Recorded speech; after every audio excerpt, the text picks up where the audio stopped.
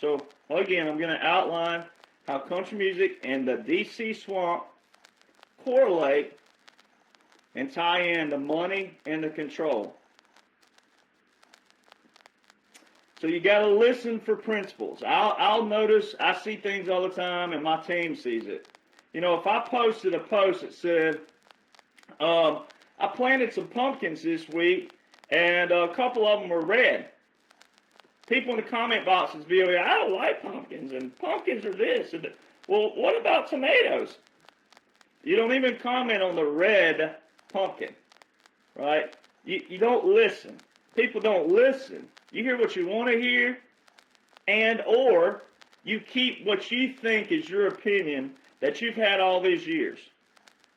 And 9.999999999% out of all of you are wrong. You don't know anything about the country music industry.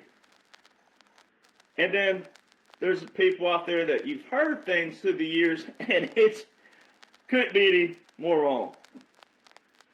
So let me reintroduce myself for those that might not know me, but also for those that may be new watching, and then the new viewers that come on after this, because there's always a few.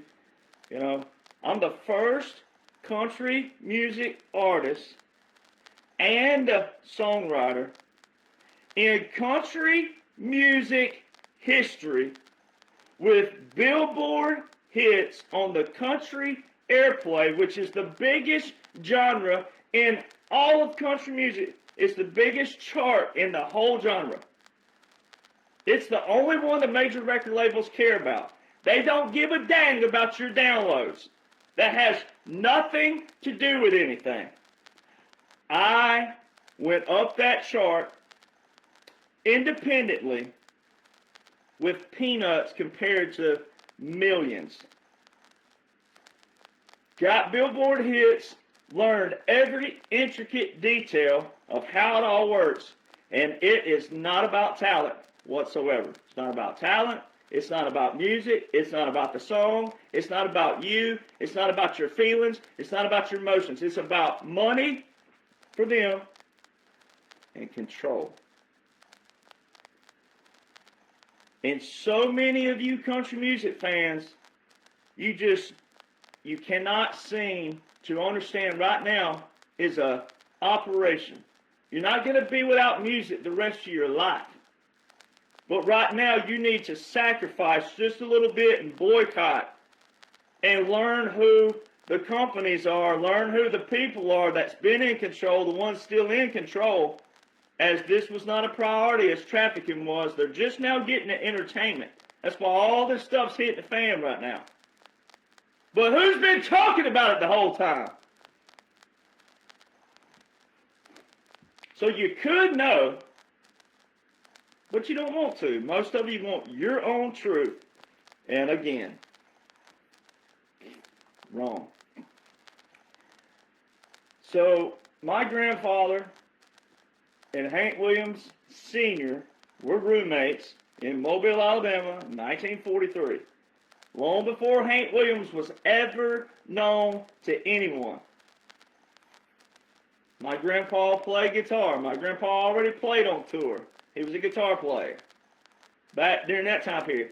Back during that time period, it didn't look anything remotely close to right now.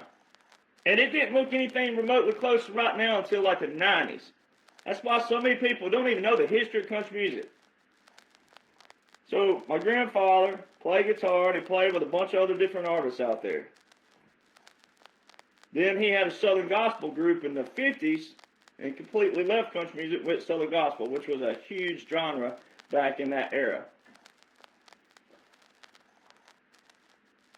So I learned country music there. I learned all the stories, and when I was growing up, you only had two options to know who the artists were. Country Weekly and Country Music Magazine. And you flip through the back and you'd see the Billboard chart. As a kid, though, I studied who were on the albums, who were the producers, and who were the songwriters. That's how I got in Nashville, was on that side of things. The guys that no one knows. The guys and gals that no one knows. But you should. That's the biggest portion. Everything has been so flipped, and we're going to do that tonight. We're going to talk about it. So I got in and I worked on the business side of things first. Booking, production, marketing, and then I got in and got to represent 11 number one hit songwriters under my belt at one time. I pitched their catalogs to multiple producers and artists that I knew via them. They trusted me with their name that they had earned and built all those years. 11 number one hit songwriters, and a lot of them have multiple number one hits, big guys. Then, through the run-of-the-mill process, going out, leaving, coming back to Nashville, all that good stuff, recorded my first album. My first album, 6 songs, which was, they call them an EP. My first 6 songs I didn't write. We had to come out the gate swinging hard. I had a hit producer, number one hit producer, and a number one hit songwriter, both. He's a producer and a songwriter. We had to come out the gate swinging hard. Big names, big name writers and musicians on my record. That's how it works. That's how the intricacies work. And I'm going to break all this down. And back then, I got nothing but, oh, you know, you're too traditional, you're too cowboy, you're too country. And this wasn't that long ago. This is 2016. You're too country. So we're going to get to the comment in a minute where fans go, oh, real country music's coming back. It never went away. You and your IQ and your control, that's the problem. So what my team did on the Billboard chart was an insider record. Meaning it's only going to mean something to the people on the inside if they even gave a dang, which they didn't because of why? I know too much. I also will not be controlled. I will not be bought. And I know too much. I know too much. I wouldn't sign a deal with the devil. That's why I got all these runarounds and dumb comments from executives that I've been knowing. So it would only mean something to them. You, the fan out there, are not going to know about it because you can't even name someone who was signed just 10 years ago that had a major record label.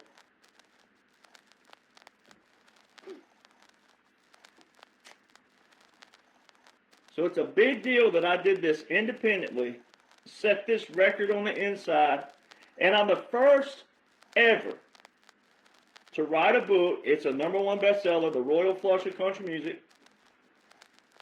Right here, got it with me. Well, I'm the first ever to do that, but also here's what people are seeming to not hear on my podcast. And I'll just say it again lightly.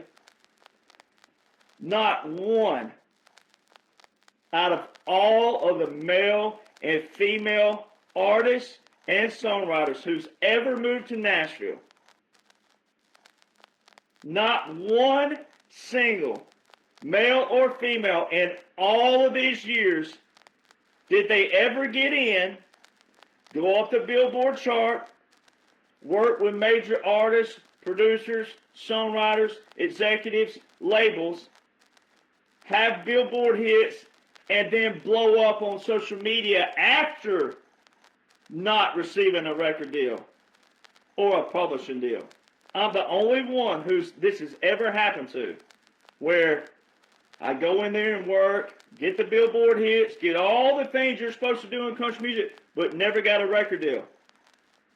And then my social media blew up. So guess what I have? I have every secret known to man to how the whole system works, from very bottom all the way to the very top. And I'm the first to ever put that out there. Ricky Van Shelton didn't do it. David Lee Murphy didn't do it. James House didn't do it. There's a lot of people I can see. Paul Brandt, Rick Trevino, Wade Hayes, all these guys who were signed who abruptly lost their record deal. And then you, the fan, go, oh, what happened to so-and-so? They're not good anymore. You're a moron. You're a fool and a moron. And there's no other way to slice the pie. You're either a fool, which is the lighter version, actually, or you're a moron. If you want to keep saying foolish and dumb and ignorant things. You don't just all of a sudden become terrible. If you can sing, you're a singer. If you're a writer, you're a writer. That stuff don't go away. So why all of a sudden do these people just fall off the face of the earth?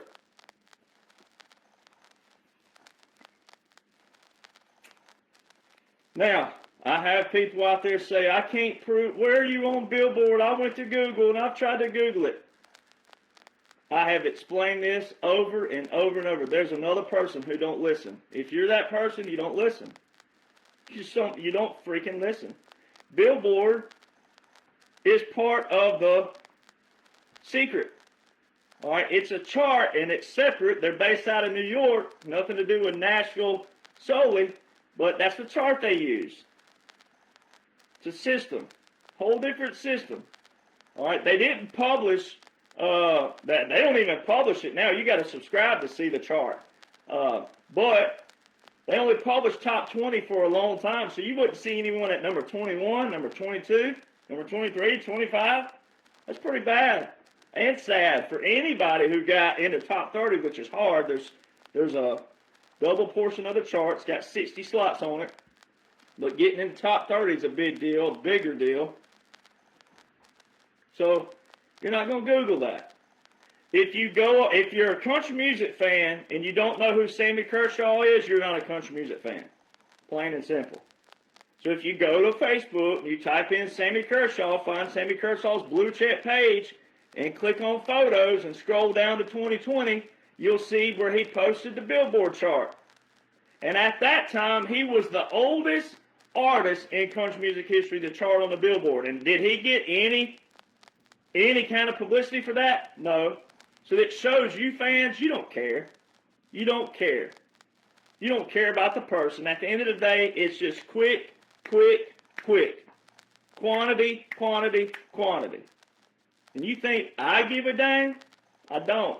Because I left Nashville. I don't need Nashville. If it's truly about music, then you would listen to music for music. But Sammy Kershaw has it posted. Click on it. Zoom in on it. This is what I'm talking about too while we're here. And I've got a lot of notes to get through. But while we're here, something as simple as that. I'll post a freaking video. And people go, what are you trying to show us here? I'm pretty sure when I zoom in and you see this chart get bigger and you see these names, I'm pretty sure you're supposed to pause it right there and go, he's showing us something here. I mean, this is how, I want to use the word dumb. I know people are so tired of being called dumb. But this is how dumb people are. So you're not a fan of a true underdog. I've been trashed by fans out there. I've been trashed. Your songs suck, and I'm going to get on to all that in a minute. But you're not a fan of a true underdog. You're not a fan of an iconoclast, and you probably don't even know what that definition is of an iconoclast. But you're not a fan of a true underdog. A true underdog is someone you've never heard of, but they have all the goods, and then, boop. So you're not a fan of that. And then also what I've done is help all unsigned artists and unsigned songwriters to know, hey, you're wasting your time moving to Nashville unless, while they're still open and they're not being drained yet, unless you want to sign a deal with the devil. And if you're that person and you want to be controlled like a little puppet, not told what to wear, all that stuff's already gone, but the other portion, then go right on ahead. You might get there. But see, what country music fans, y'all do, you look at the lottery winners. You're not looking at all the ones who play the lottery. You only look at the lottery winners. And then no one else out of all the lottery players has ever told you how the lottery works. But I'm telling you right now, not only is the lottery bad gambling-wise, but it's a rigged system. And what you support, you are what you support. And if you continue to support country music after this until it's all cleaned out, apply the H word that you are. So, I'm going to read these forms of government here that you all are And I'm going to read the definitions of them while I got them here. This is exactly how country music and the deep state ties in. So you're going to want to pause this video and listen to these again or rewind it when you get to this portion. And listen, this is exactly what the country music system is. I'm going to read them to you. Inverted totalitarianism. Coined by political philosopher Sheldon Wolin, this describes a system where the government isn't seized by a dictator, but rather corporate interest and bureaucracy. How it works. Unlike classical totalitarianism, where a leader demands loyalty via fear, inverted totalitarianism keeps the population passive through consumerism, endless entertainment, and a political system where major parties serve the same economic masters. The psychological effect. People feel free because they can choose between 50 brands of cereal and have 2 political candidates, but they have no actual influence over the core policy. Woo! Y'all's asses just got roasted. The other form, soft authoritarianism. This describes regimes that avoid the blood and iron tactics of the 20th century. Instead of using secret police to arrest everyone, they use nudges. How it works, the government uses the choice architecture. They make it incredibly easy to comply with the state's wishes and incredibly difficult or socially shameful to dissent, which is what most of you have done to me on this particular topic. You don't want to hear about it. Then the psychological effect. You feel you're choosing your path, but the default path is designed to lead you exactly where the state wants you to go. Ooh, y'all's asses are on fire. Managed democracy. Here's the last one. A managed democracy. This is the most direct political application of illusion of choice, which I'm going to outline in a minute. In a managed democracy, the government holds regular elections, has a constitution, and maintains the appearance of a republic. How it works. The state uses soft power to control the outcome before anyone even votes. Oh. Woo. Boy, y'all are sitting on a big ball of fire right now. How do you know about major record label artists? You're already supporting them before you don't even know where they came from. The psychological effect. Citizens feel they have participated in a democratic process which reduces the likelihood of a revolt, even though the winner has been decided long before the polls open. So they use a election example, but I can show you how it ties in because, again, all of you fans out there, you prove these 3 things. You have 0 education in the system. You have 0 principles when told by the first person who's ever done this in history. So no, you're not going to know about the industry. But when you're in the comment boxes with your little opinions, especially the snarky ones and little emojis, then you prove you're not listening to the principle. You still want your opinion. You still want your voice and your little...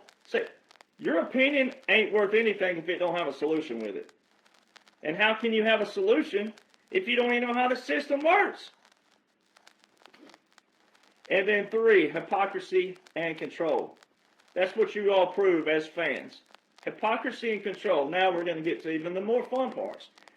Throughout my last 10 years of being an artist and songwriter that's had Billboard hits, known to the true fans out there, which is very few, but this is what me and my team have experienced the last 10 years. These are all the comments I've heard. Never heard of you before. What the F does this, who the F does this guy think he is? Never heard of your music. You're just jealous. You're a sore loser. Your music is trash. Why aren't you on CMT then? Why aren't you on The Voice or American Idol? Real country music is coming back. And that's on something else, not towards me. Nobody listens to radio anymore.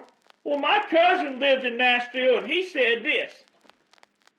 I've heard those a million times, and I've heard other comments that they ain't even worthy of even commenting, because it would be a bunch of expletives.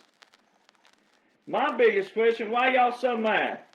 Why you mad, bro? Yeah, that old slang saying, why you mad? Are you mad because you hate finding out you have zero principles and you're a hypocrite and you're controlled? Is that why you mad? Because that's what you are. Every single one of you, you're a country music fan right now, you're a hypocrite and you're controlled. Now, you can change your ways and I won't call you a hypocrite anymore. So when you go back to those three definitions of what's already picked for you, your buffet is already picked for you. So it's not really a buffet. It's the illusion that it is. It's not a buffet, though. You're told, this is your choice. This is what you're going to eat. Well, I don't like broccoli. Well, you're going to eat that. It's right there. That's all you got. So how is it that all of these quote-unquote fans have those comments towards a guy who actually has Billboard hits, same system, same chart, same everything, but I've never heard of your music before? How come none of these fans, how come you fans, you can't name one single major record label? 9 out of 10 fans can't even name a record label. You can't name a publishing company. You can't name a songwriter. You think every artist writes their own songs, and they don't. 99% of Billboard artists do not write any of their music. So how come fans can't even name a major record label or a publishing company? Control. But those same fans, and if it's you, guess what you do? You share every single thing on Facebook and social media. If it's got a share button, you're sharing everything by top 20 on the same Billboard chart that I've been on. Same Billboard chart. You'll share everything. And when it's one of them, they have the record Billboard hits this year. It's all over your page. But when I was on the Billboard chart, 3 to 5 shares. 3, 2, 5. 5 tops shares is what I was getting with 12,000 followers at the time, which is not a lot. 5 shares for being on the same chart as an underdog. 5 shares. You're hypocrites. You know nothing about the labels. You know nothing about the publishers. You know nothing about the process. You know nothing, and you support it.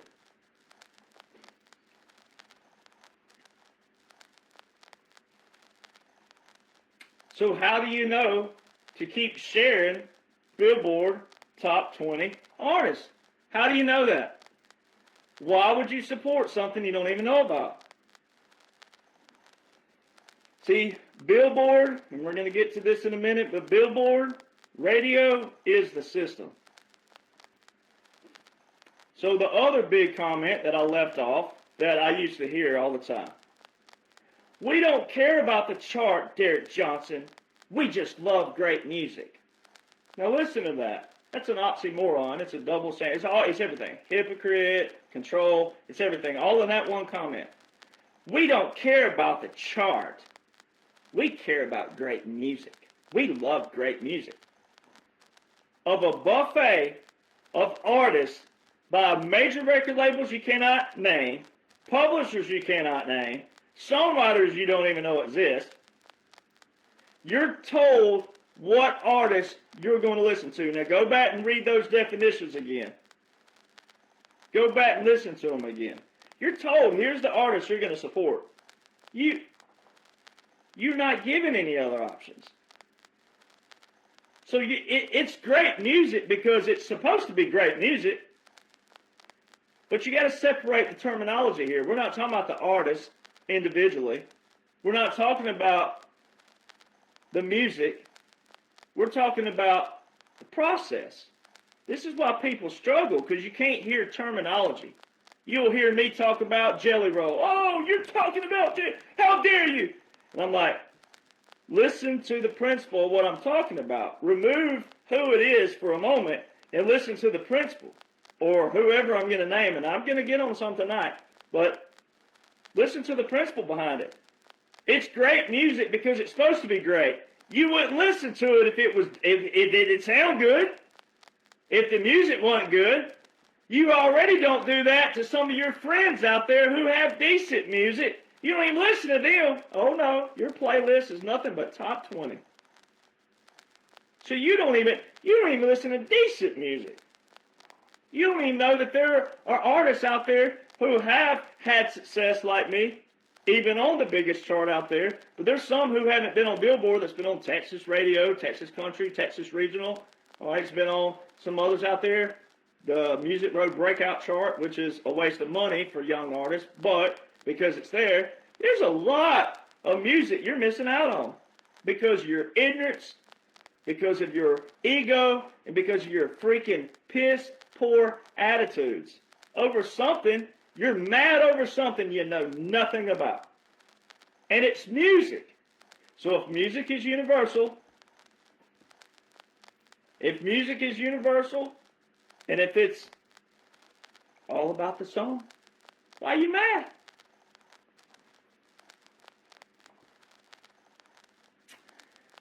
So, again, fans can't even name the major record labels, can't even name the publishers.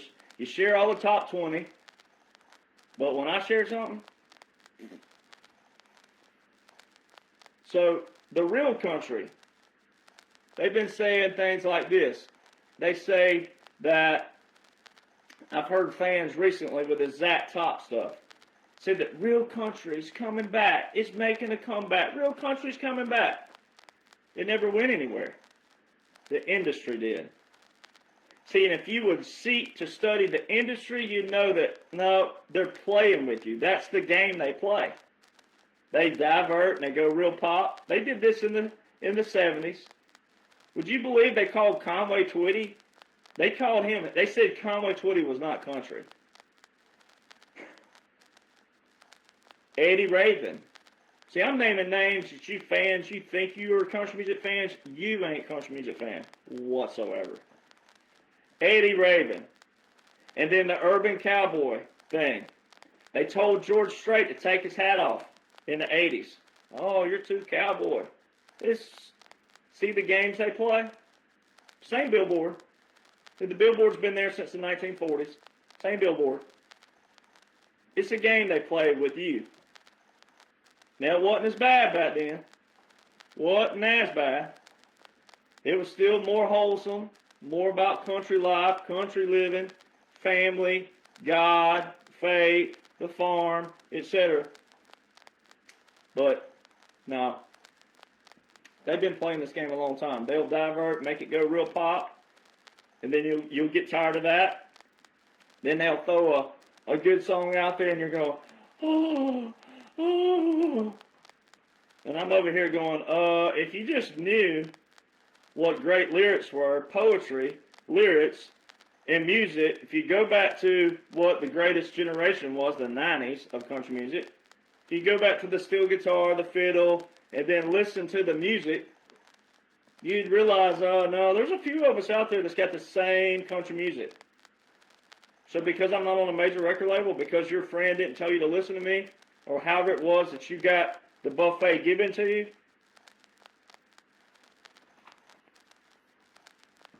so fans, here's what you're doing. When you trash me, and you cuss me and getting all mad, think about it. You're cussing and mad over music. I'm pretty sure it has nothing to do with love and music. When you're so mad that you make music a competition, but then you take it one step further and you're trashing somebody, especially a retired veteran, an underdog who beat a big bad system, I don't think that's how it works. But here's what you fans are doing. You're defending artists who will never know you. They'll never respond to you via social media. They never look at their social media, first off. They never look at their inboxes. They never look at their posts. They don't do that. They got interns at major record labels running all that for them. Yeah, they'll do a video here and there because they have to and they're told to. That's part of the game. But they don't look and go live like I do with you at the spur of a moment when I want to, when I want to. They never do that. That's their game they play. They don't run their social media. They're made to do publicity stunts. They create controversy and division. And then, hey, 50% may not, quote unquote, like them anymore, but the other 50 that do, all the way to the bank. It's a game they play. So anytime you're in the comment boxes and you're taking up for Beyonce and you're trashing Morgan Wallen, or you're taking up for Morgan Wallen and you're trashing Beyonce, that's what they want you to do. You're a guinea pig, you're captured, you're controlled. You're their syndicated audience because you're ignorant and you're a hypocrite. Because you don't want to know the system. Then they make you inferior to them. Now, anybody who's met me, and there's a lot of people watching who have met me, they can attest that I may sound like Big Bad Wolf sometimes on here because I'm direct and I'm straightforward. And I'm getting paused on Instagram, so don't know what that's about. Let me see if it comes back real quick. Not sure what's up with that, but I would love for it to stay on Instagram, but it don't look like it's going to come back. So I'll just keep rolling. But the people who have met me knows that I'm a genuine person. These people make you inferior to them. First off, you're never going to meet them unless you're at a meet and greet. You're never going to meet them unless you're at a meet and greet or some established event as such. Occasionally you'll run into someone at an airport or something like that, but the odds of that, it's not there. So they make you inferior to them. And a lot of times if you do run into these major record label artists at an airport or something like that, guess what happens? If you have the nerve to go up to them, some will briefly, but that's all you're ever going to get. That's it. Snapshot. That's it. They're not going to see you in their inbox. They're not going to see you in the comment boxes. That's it. They keep you in the inferiority complex. You're there, and you're stuck there. But then what you do is you just keep supporting them. So again, if music is universal and you say I love music, then it should be about talent. It should be about authenticity, writing skills. Now, not all are going to write, but the first person you should take right out the gate is an artist who can write their own music. You start with the cream of the crop. You don't go to the bottom of the barrel, but see, they got you where they want you, the fan. They don't have to have any artist that's a writer. They don't have to do any of that because they got you where they want you. And you're the one sitting there calling them talented. They're not talented. You can take any singer any given day and give them a song. Whoop-de-doo-dah. But isn't it much better to meet the guy who can write and sing the song, but especially write a song solo and it sounds just as good?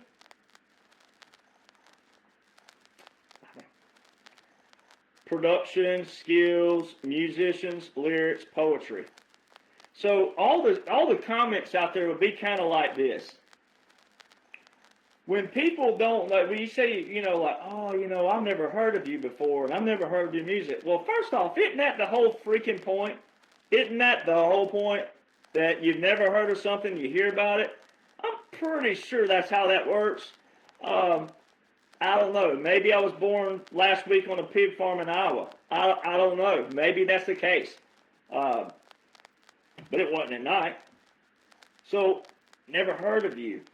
And then all the other comments by fans, and you don't know anything about it. You just keep supporting a system you know nothing about. You don't even know how long it's been there. You don't know the names.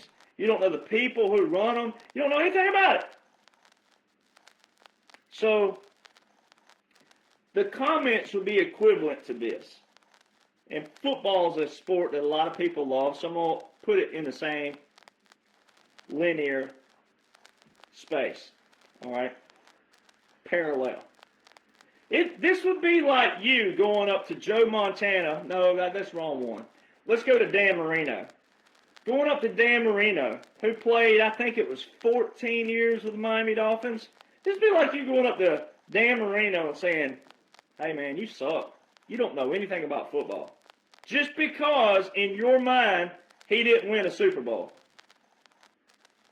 That would be like you, the fan, going up to any football player that didn't win a national championship or a Super Bowl and saying they don't know anything about football simply because they didn't win the biggest, grandest prize. That's how ignorant you sound when you tell a Billboard artist on the biggest chart in the whole genre, but I'm the first to ever unveil every aspect of it. No other artist has ever done what I've done. I'm in my own category. It's timestamped forever in history. This book, 2024, the longer it goes, timestamp. It's already timestamped. I'm the first ever. Most artists were scared to because there used to be a quote-unquote mafia back there that would come after you. But that mafia is actually on my side because of what the DEI, the woke, the liberals have done to country music. And I've got a lot of people backing me. So again, why are you mad? Why are you mad and defending a system of people and artists you know nothing about? So this is the other three things. Outside of your managed democracy and your inverted totalitarianism and your soft authoritarianism, all right, this is also what you're under. You're under the illusion of control, the illusion of choice, and it's psychological manipulation. So you should be actually pissed and mad that a genre that used to be wholesome, it used to be about country life, country living, the farm, the ranch, cowboy, country boy, cowgirl, country girl, used to be about picking peas and all these other things, right? And then it's gone nothing but polar opposite of that. You should be mad that you've been manipulated. You've been gaslit. You've been controlled. But it is what it is. So now, George Strait's a great example of someone in the old system before it changed in 1990, and it didn't change bad then, and I'm going to get to that in a minute. But 2012 is when it really took a nosedive, and I'm going to get to all these. But George Strait's a great example. He didn't write any of his songs. In the first album, he had a couple of songs, and they were like, hey, and he even recognized it. He said, I'm not a writer whatsoever. Because he was getting pitched the best of the best. And I actually knew his first producer. And not only first producer, but wrote his first #1 hit, Blake Mevis. Anyway, rest in peace, Mr. Mevis. But George didn't write any of his #1 hits. And then all of a sudden, like 2012 or 13, he started getting his son Bubba involved in writing and pulling him in with Dean Dillon, and they started writing with Dean Dillon. But Dean Dillon has way more than proven himself as a writer, multiple #1 hits. So you can bet that Dean Dillon was pulling all those lyrics and lines, the key lines especially, in those rooms. All right. So I'm not saying that you do have to be an artist that writes all your music all the time, but it does help make an argument when a guy like me can write all my music, does write all my music after that first little EP, and then I've solo written quite a few that people love and they're streaming really well, even though I hate streaming. And we'll get to those as well. But just to prove the point, to drive the point home, it's not about talent, it's about controlling you, and it's about DEI, woke, liberal, and it ties directly to the swamp. And these definitions, you're going to have to apply these definitions all along the way. But just to prove it, since 1995, only 20 artists, so I take that back, 20 songs from 7 artists. So think of all the singers that's come and gone since the 90s, especially if you think you're a country music fan, you'll know how many that's been. There's a lot you've forgotten about.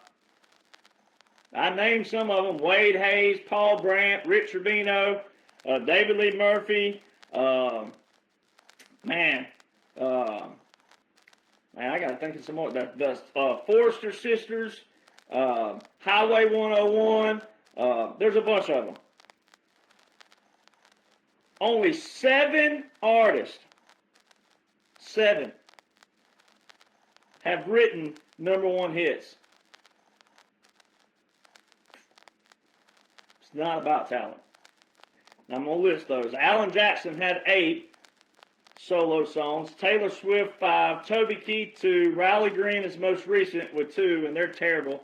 They're not great lyrics at all. I could write those on my worst day with Taco Bell in the coldest environment in the world.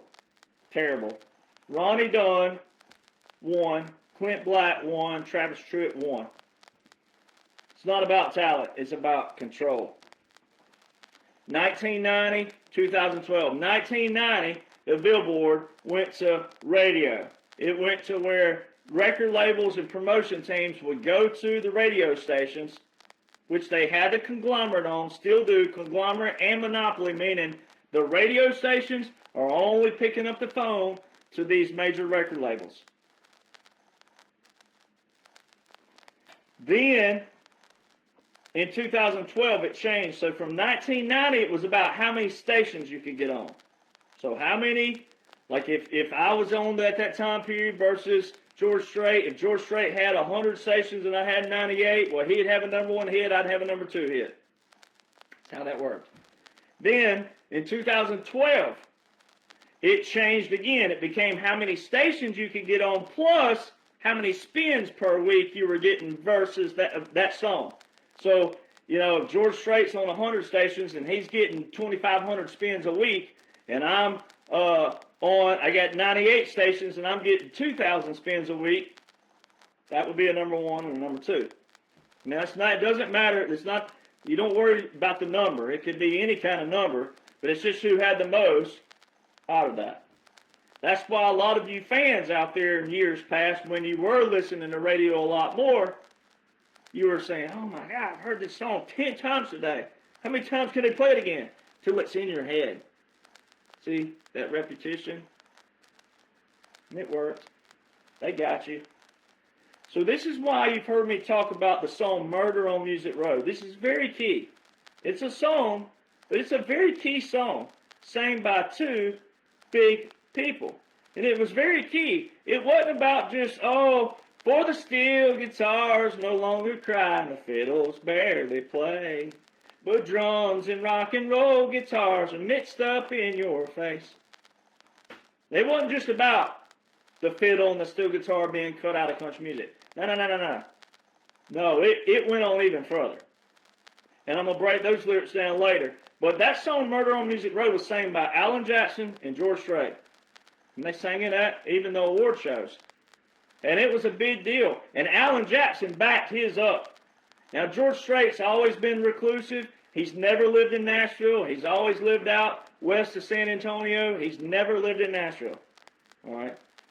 So that's very key. And then Alan Jackson made a bigger statement on the CMAs. I think it was 98 or 99, but they were only going to give George Jones 20 seconds.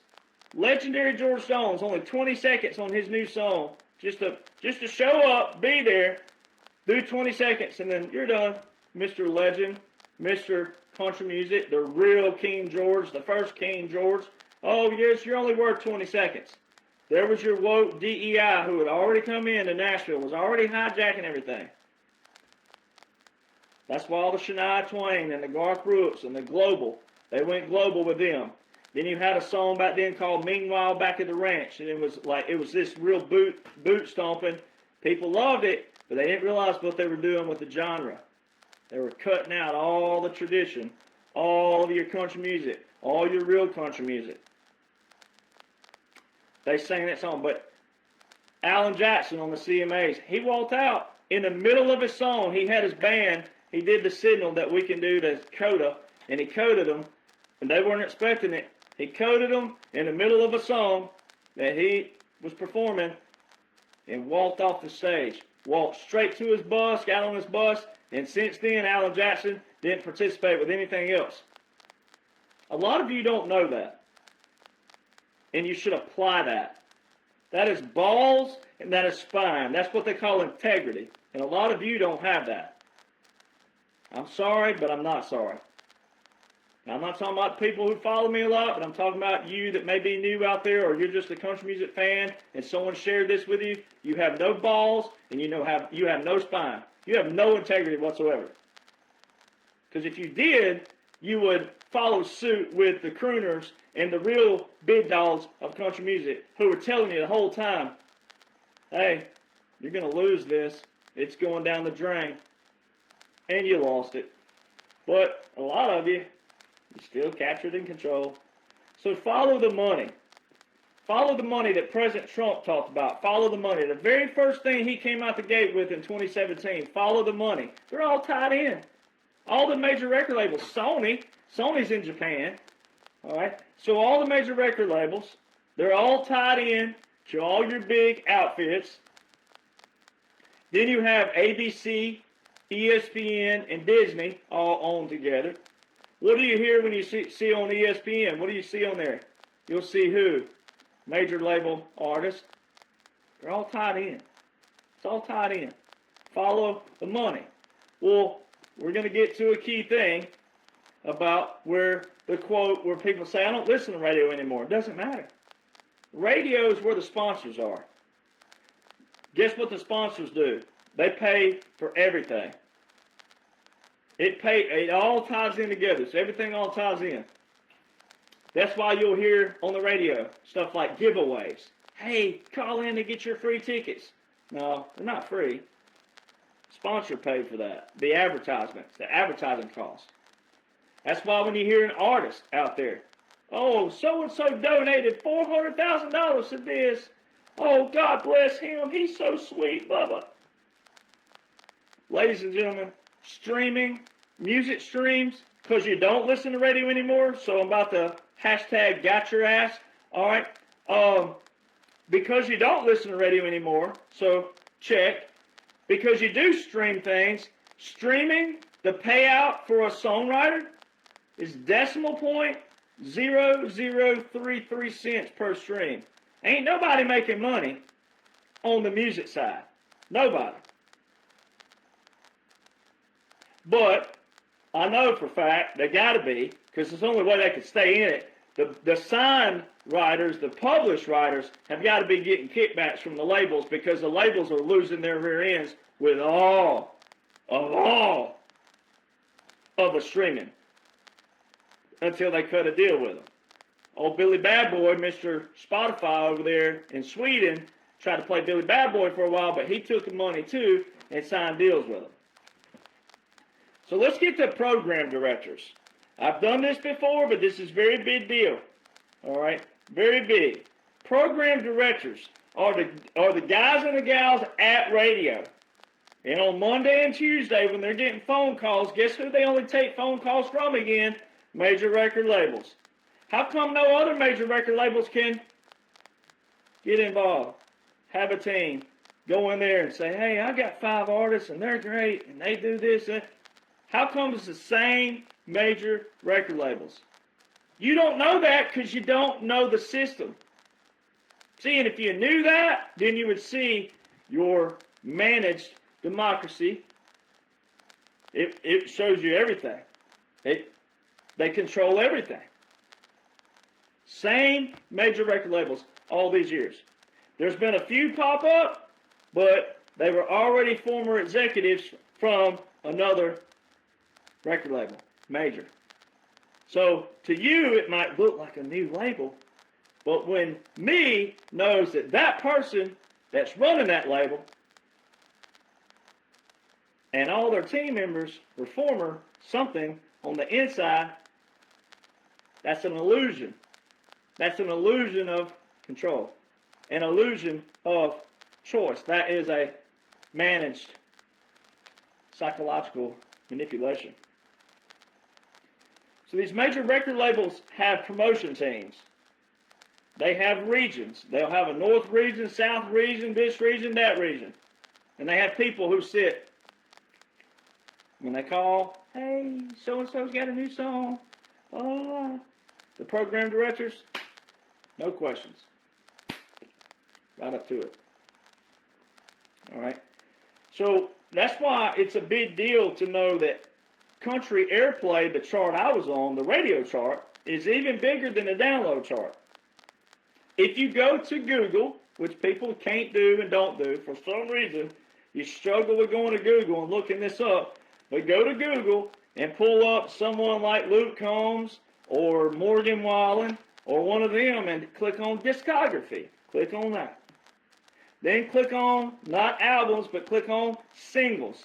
Click on that. It'll pull up this chart of all these singles. You'll see a bunch of lines and you'll see a bunch of numbers. But find the one that says the U.S. airplay. You'll see it. And look at all the ones in there that says number ones. The one with the most number ones in it, guess what that is? Radio. So most of people's favorite artists, the people out there love Morgan Wallen right now. All right? So when you go to his discography, all of most of his number one hits are on the radio. Even some of those big hits that people love on the downloads, number 4, number 2, number 5, number 10. So whenever they're bragging about their number one hits, where they got to pull the brag from? Radio. Why do you go see Morgan Wallen and not someone like me? Because you're told how? By this controlled market. And the only way they're making money is via radio. Sponsors. Conglomerate monopoly. The same record labels. Nobody else can get in. It's all the artists. So let me show you an example, and I've done this before, but on this big long one here, I'm going to do it. So Priscilla Block, she had a song blow up on TikTok. And then she signed a record deal. Everything was done backwards, right? Signs a record deal, and it blew up on the download chart. I think it was like number 10. It was a top 10. So the song that I got a song called God on a Harley that I wrote. The girl I wrote that with, she wrote that hit song. That Priscilla Block hit.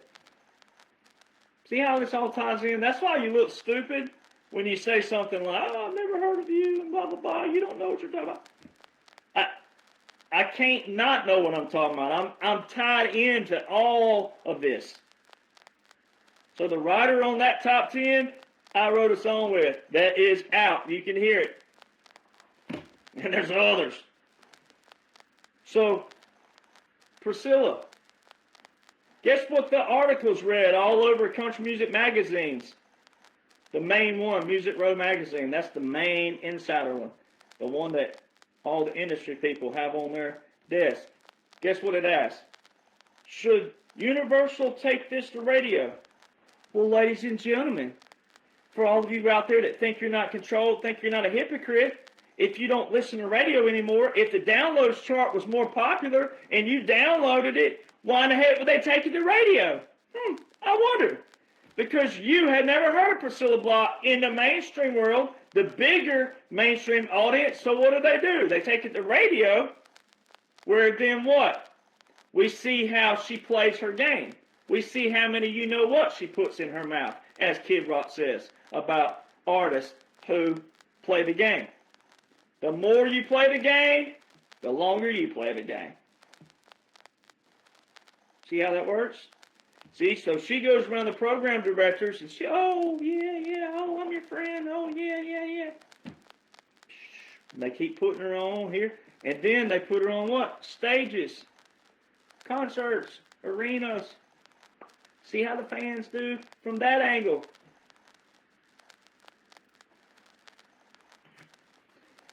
It's not difficult. So how come program directors can't play anything but Billboard affiliates? That's why if you were to call a Billboard station and you say, I got a cousin, you got to listen to him. First off, they're not going to answer your phone call anymore. So there's that. They don't even use calls anymore from that angle. Because to be a Billboard affiliate, that means you're an affiliate of Billboard, right? So there's a quote-unquote Kamala kind of quote. To be a Billboard affiliate, that means you're an affiliate of Billboard, correct? Correct. Okay, so when you're a Billboard affiliate, that means what? You have their office number, not the main line that you call in, and you don't get anything anymore. So my team that took me up the Billboard chart, they were former major record label executives. Former. But they're still what? Billboard affiliates. They're certified and verified. And you have to be in order to call on those program directors. All right, so major record labels, publishers, creative directors, program directors, and executives never have had hits of their own. Now imagine that. Now think about that. Majority of your major record label executives, publishers, the heads of publishing, creative directors especially, not all of them, but most of them, and also program directors and executives have never had hits in country music. You're controlled.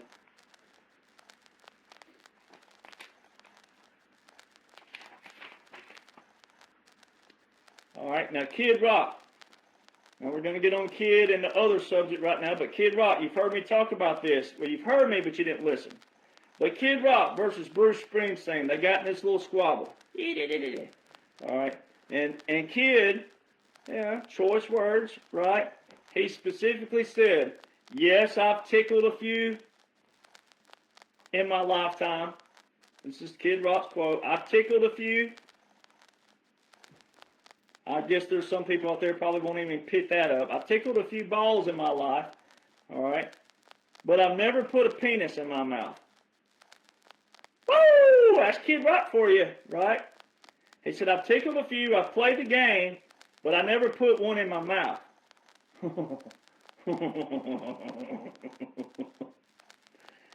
He couldn't be more accurate. You can't be any more descriptive, but any more accurate than that comment. That's that system I just talked about, the program directors. You have to impress these group of people who have never had a hit song of their own. So they're basically a quote-unquote fan, but they're a what? Monopoly fan. They're a conglomerate fan, meaning not a fan of, they're in that. They're in this system that they don't even question because to them it's so big. So the program directors, and then Kid made a comment about, he said, I could have slept with one of them's wife and got me a blah, blah, blah. Anyway, he went on. But it's very accurate what he said. It's all about this system you've never heard of. And why would you want to support something like this? Well, I say that, but Americans love what? Drama.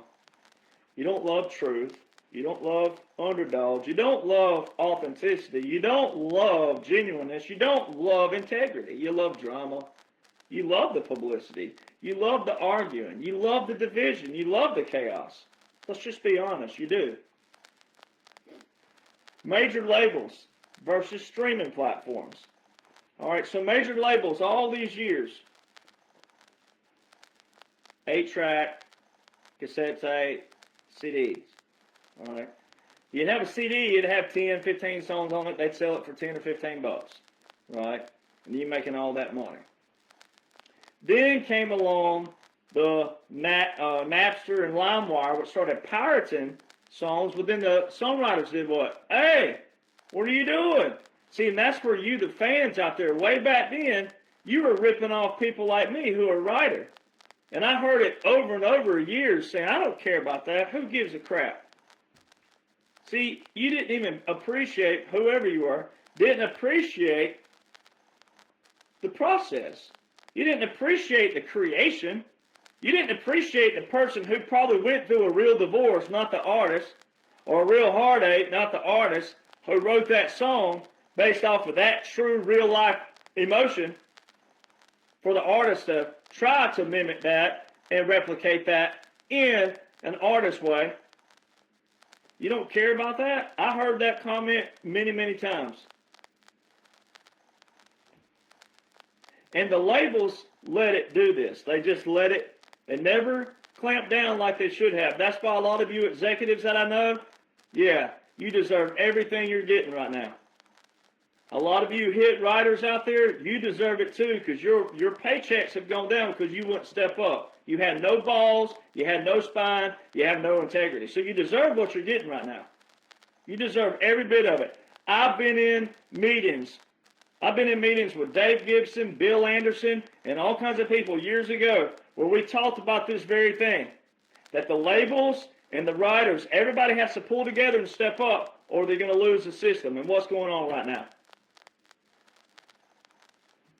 So this is an industry thing, but you, the fan, need to know about it too. And you have control. You just don't realize that you do. So streaming platforms. When Garth Brooks, now a lot of people, there's one of those names, watch the comment boxes. Oh, he's a this, he's deep state, but watch them. They won't listen to the principle here. Taylor Swift, same thing, watch the comment box. You won't listen to the principle. You won't find the good in the principle. Now, way back whenever iTunes and Apple, when they were saying, oh, we're going to do these things called singles, people don't care about buying the whole album. They just want the one good song that y'all put out. See the system? See how they expose the system again? See how that shows you the system again, indirectly, maybe directly? Both. The one song you put out, that's the one song that was promoted through the label, through the promotion team, to the conglomerate, monopoly, program directors at radio. See that? So Garth Brooks and Taylor Swift, separately, but together at the same time, they were saying, hey, whoa. We're writers. We write our songs. Not all, well, Taylor does, but Garth didn't write all of his, but he wrote a lot of his. He wrote a lot of his hits, too, if Tomorrow Never Comes. But they were saying, whoa, this is where we are as an artist. An album is where we are as an artist, where we are in our lives and what we want our fans to have. And if the other fans out there don't like it, then okay, we're catering to our fans. That's what an artist is supposed to do.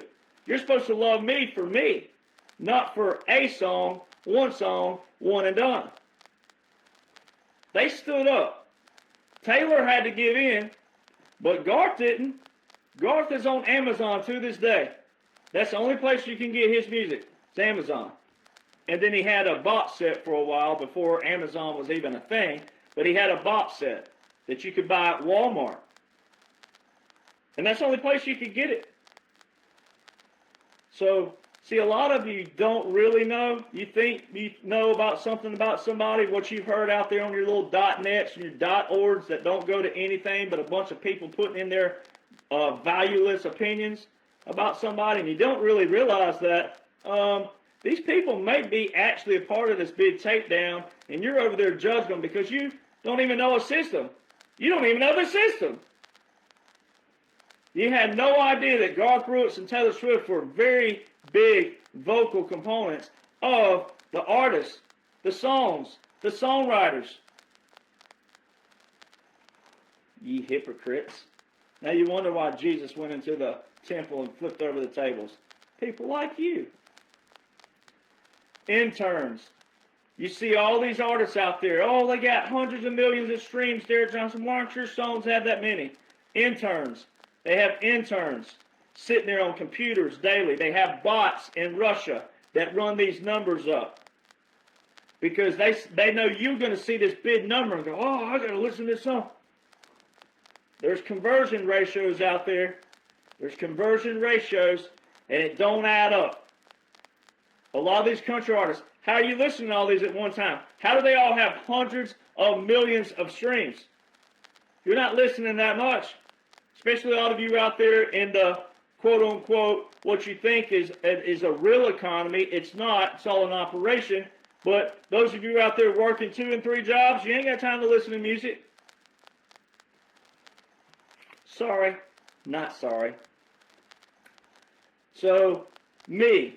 So I had major record label meetings with Warner Brothers, Broken Bow, Universal, Sony, and Riser House, which is a subsidiary of Sony. But they're still, quote unquote, separate to their little regime. All right, this is back whenever I had my first album. All right, this is how I know everything.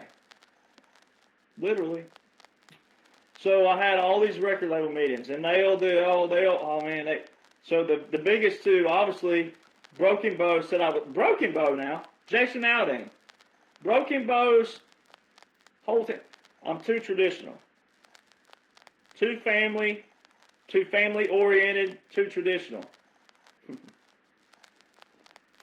Then Riser House, that was the best one about all of them, because they were like, we love your story, we love your music, we love your how tall you are, you're a veteran, you're a disabled veteran, you're a this, you're that. You get more song rights with #1 hit songwriters than our signed writers down the hall. Loved everything. But guess what they do? Have you ever thought of a publishing deal?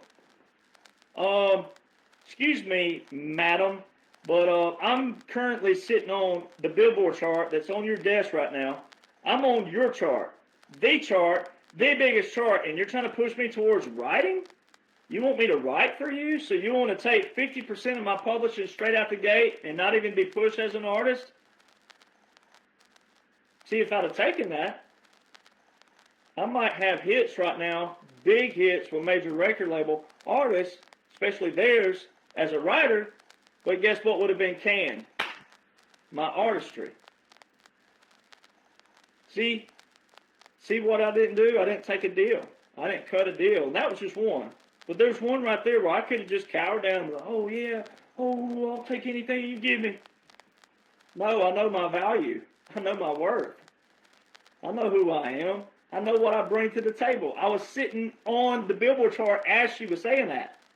And then to say that I get more, I've been in more co-writes, I've written with more #1 hit writers than her own signed artist down the hallway? These people are low IQ, they're incompetent people, and never had a hit of their own. So, their hypocrisy and gaslighting and manipulation, here, just like that, they can take any artist any given day. Any artist any given day, give them a song, go down the hall, promotion team, program director, boom, game over. So it's not about talent. It's not about authenticity. It's not about any of that. Because any given day they can do that. So a great example, Mitchell Tenpenny. That's one of Riser House's artists, little fat boy, all right, old little Smokey, all right, and actually he'd be more like a little stogie, like a little fat cigar that Columbo just got finished smoking that he don't want anymore. So she's sitting there telling me, we love your music, we love your height, we love your story, we love this, we love that, we love this, we love that, and all that about the music, and I write my own music, and man, you're a great songwriter, and this, that. Then they turned around and asked me, after all that, turned around and that should have been this before, and then that, but didn't. They inverted that. So they asked me, what are my streams, what are my revenues, and what are my social media numbers? After she had just got finished telling me that they could not get Mitchell Tenpenny to open his phone one time during the week just to check Instagram or post one thing, that the interns down the hall had to do it. You see the hypocrisy there? Sat there and told me that their own signed artists who didn't play on the road before, none of that stuff, just this guy just comes out of nowhere. All of a sudden, he's never written a song. He's not a writer. So how come they take an artist who don't have any story, anything, no resume, all right? Some loser out there, right, that has no story, that didn't go in the military, wasn't a medic, didn't work the pipelines, didn't work the oil rigs, nothing like that, all right? If they did, it was like a year or two. It wasn't like, oh, this guy's been in the oil field for 20 years and he's this. No. So she just sat there and told me, we can't get him to answer even open the phone. Open the app, post one thing, but then in turn, ask me what my numbers were. So here he is, a major record label signed artist. No one knows me. So how are fans to flock towards me when they took him through their system? You gotta listen there. They took him through their system, their monopoly, their conglomerate. They took him. They built his fan base. He didn't do that. But see, they thought I would crumble to their little offer of a pub deal, and I didn't. And I told her, so help me God, if I ever blow up on social media one day, I'm going to expose this whole system, how you're tied to the deep state, the swamp. It's not about talent, not about authenticity. So publishers, most of the creative directors, those are the ones who are listening to songs daily, are Belmont grads, former interns, zero life experience. They brown nose the heck out of the executives. They don't know anything about life. They ain't even lived life because they're straight out of college. All right, so they don't know a great song. They don't know great lyrics. So now watch this. I've got to keep motoring here because I got quite a few pages to get to. How come most songwriters with hits and cuts have never met the artist? Woo! Did you hear me? How come most of your favorite artists don't even know the songwriter of the song they're singing? How come the artist never talks about credits or shout-outs or thanks the songwriters for their creative work? How come you never hear a single artist thank a songwriter? For all you Garth Brooks haters out there, he always thanked the songwriters. He named them by name. How come fans don't know most artists do not write their own songs? And why don't you fans care about that? So there was a person who commented this week on one of my posts about the whole Till You Can't, Kid Rock, all that stuff. And I was doing a post about that. And you can tell sometimes, not all the time, but you can tell some snarky, the way people type, the way they put a comma, the way they put a question mark, the way they put certain things. You can read that someone's being a smart aleck, right? This person said, well, if Cody Johnson didn't write it, then who wrote the song? Have you ever heard of an app called Google? Probably want to try that sometimes. And if you claim you're such a holier-than-thou patriot, then you can try your DuckDuckGo. Why don't you put in there, who wrote the song Till You Can't by Cody Johnson? Some of you look bad in the comment boxes. I'm telling you. You look dumber than a parking brake on a unicycle. Yeah, I'm telling you. You take dumb to a whole new dimension.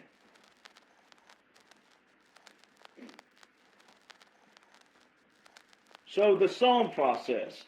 You either write for a publisher or you're writing formally as a former publisher. The songs that are getting recorded out there by the major record label artists are either written by writers that are writing for a publisher, or they have all their, we call have our publishing back, means that we're not signed anymore. We got all those songs back, and we can pitch them wherever we want.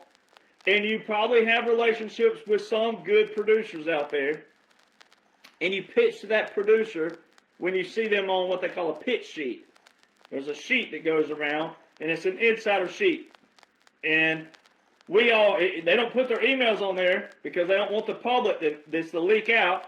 So I have all their emails, like George Strait's producer and different people. I send a song, maybe one song a year to George Strait's producer or whoever, right? I send it. Or someone like Craig Campbell, know him. I send it straight to him if I have anything that fits him. It's a protocol and an etiquette, though. You don't just willy-nilly send it. All right, so if you have all your publishing back, you're going to have those relationships because we're in the thing called the what? The industry. All right, so there's that. So, you know, there's a whole process you don't even know anything about. Songwriters get signed to publishing deals.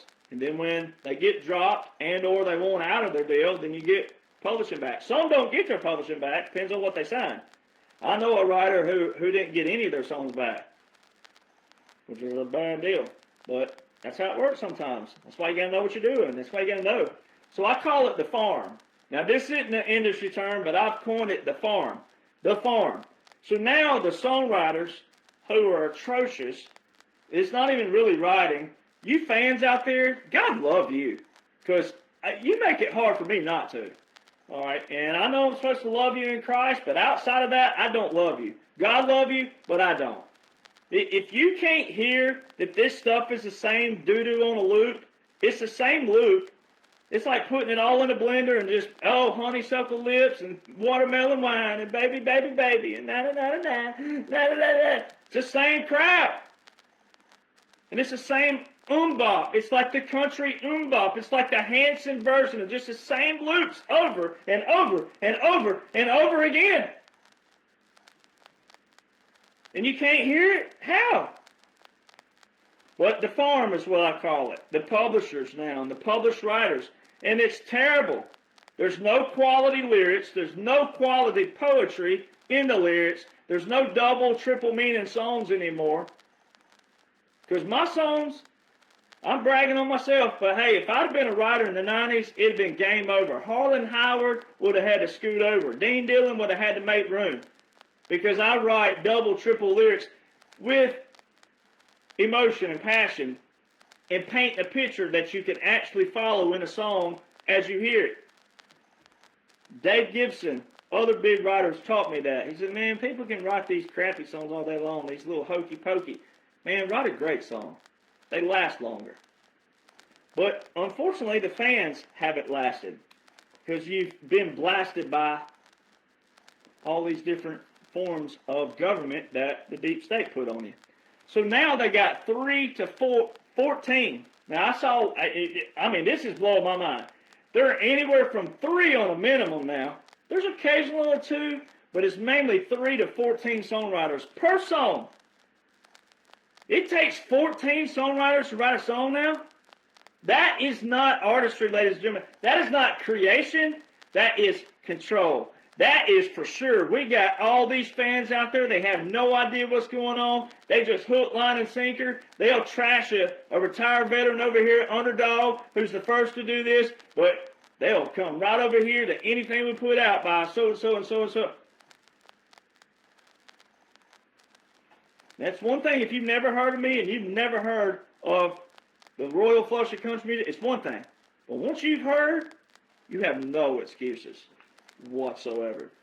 Because again, any given day, a record label can take one of these songs by a published writer, a publisher, put it on their artist, take it through their system, it's going to be a hit no matter what. Because that's their system. You do not control that. You're not making it go through. It goes through the radio process before it goes through the downloads process.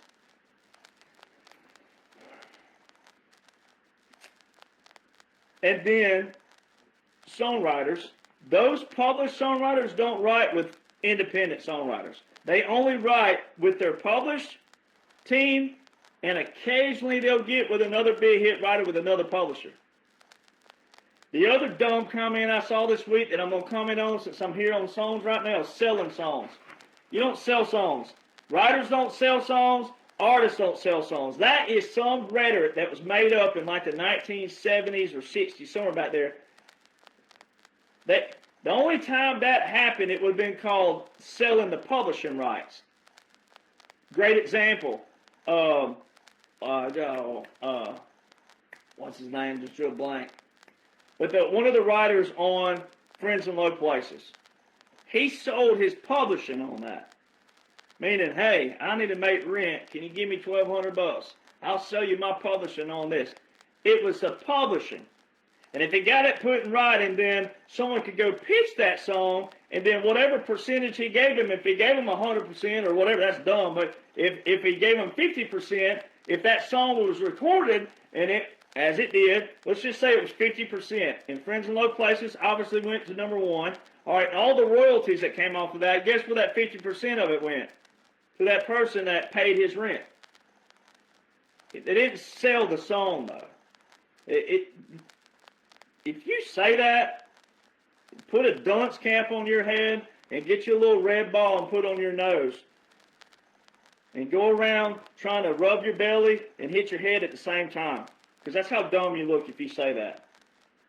So publishers out there, their excuses, if you even get a meeting with them, the head or whatever, we're committed to our writers.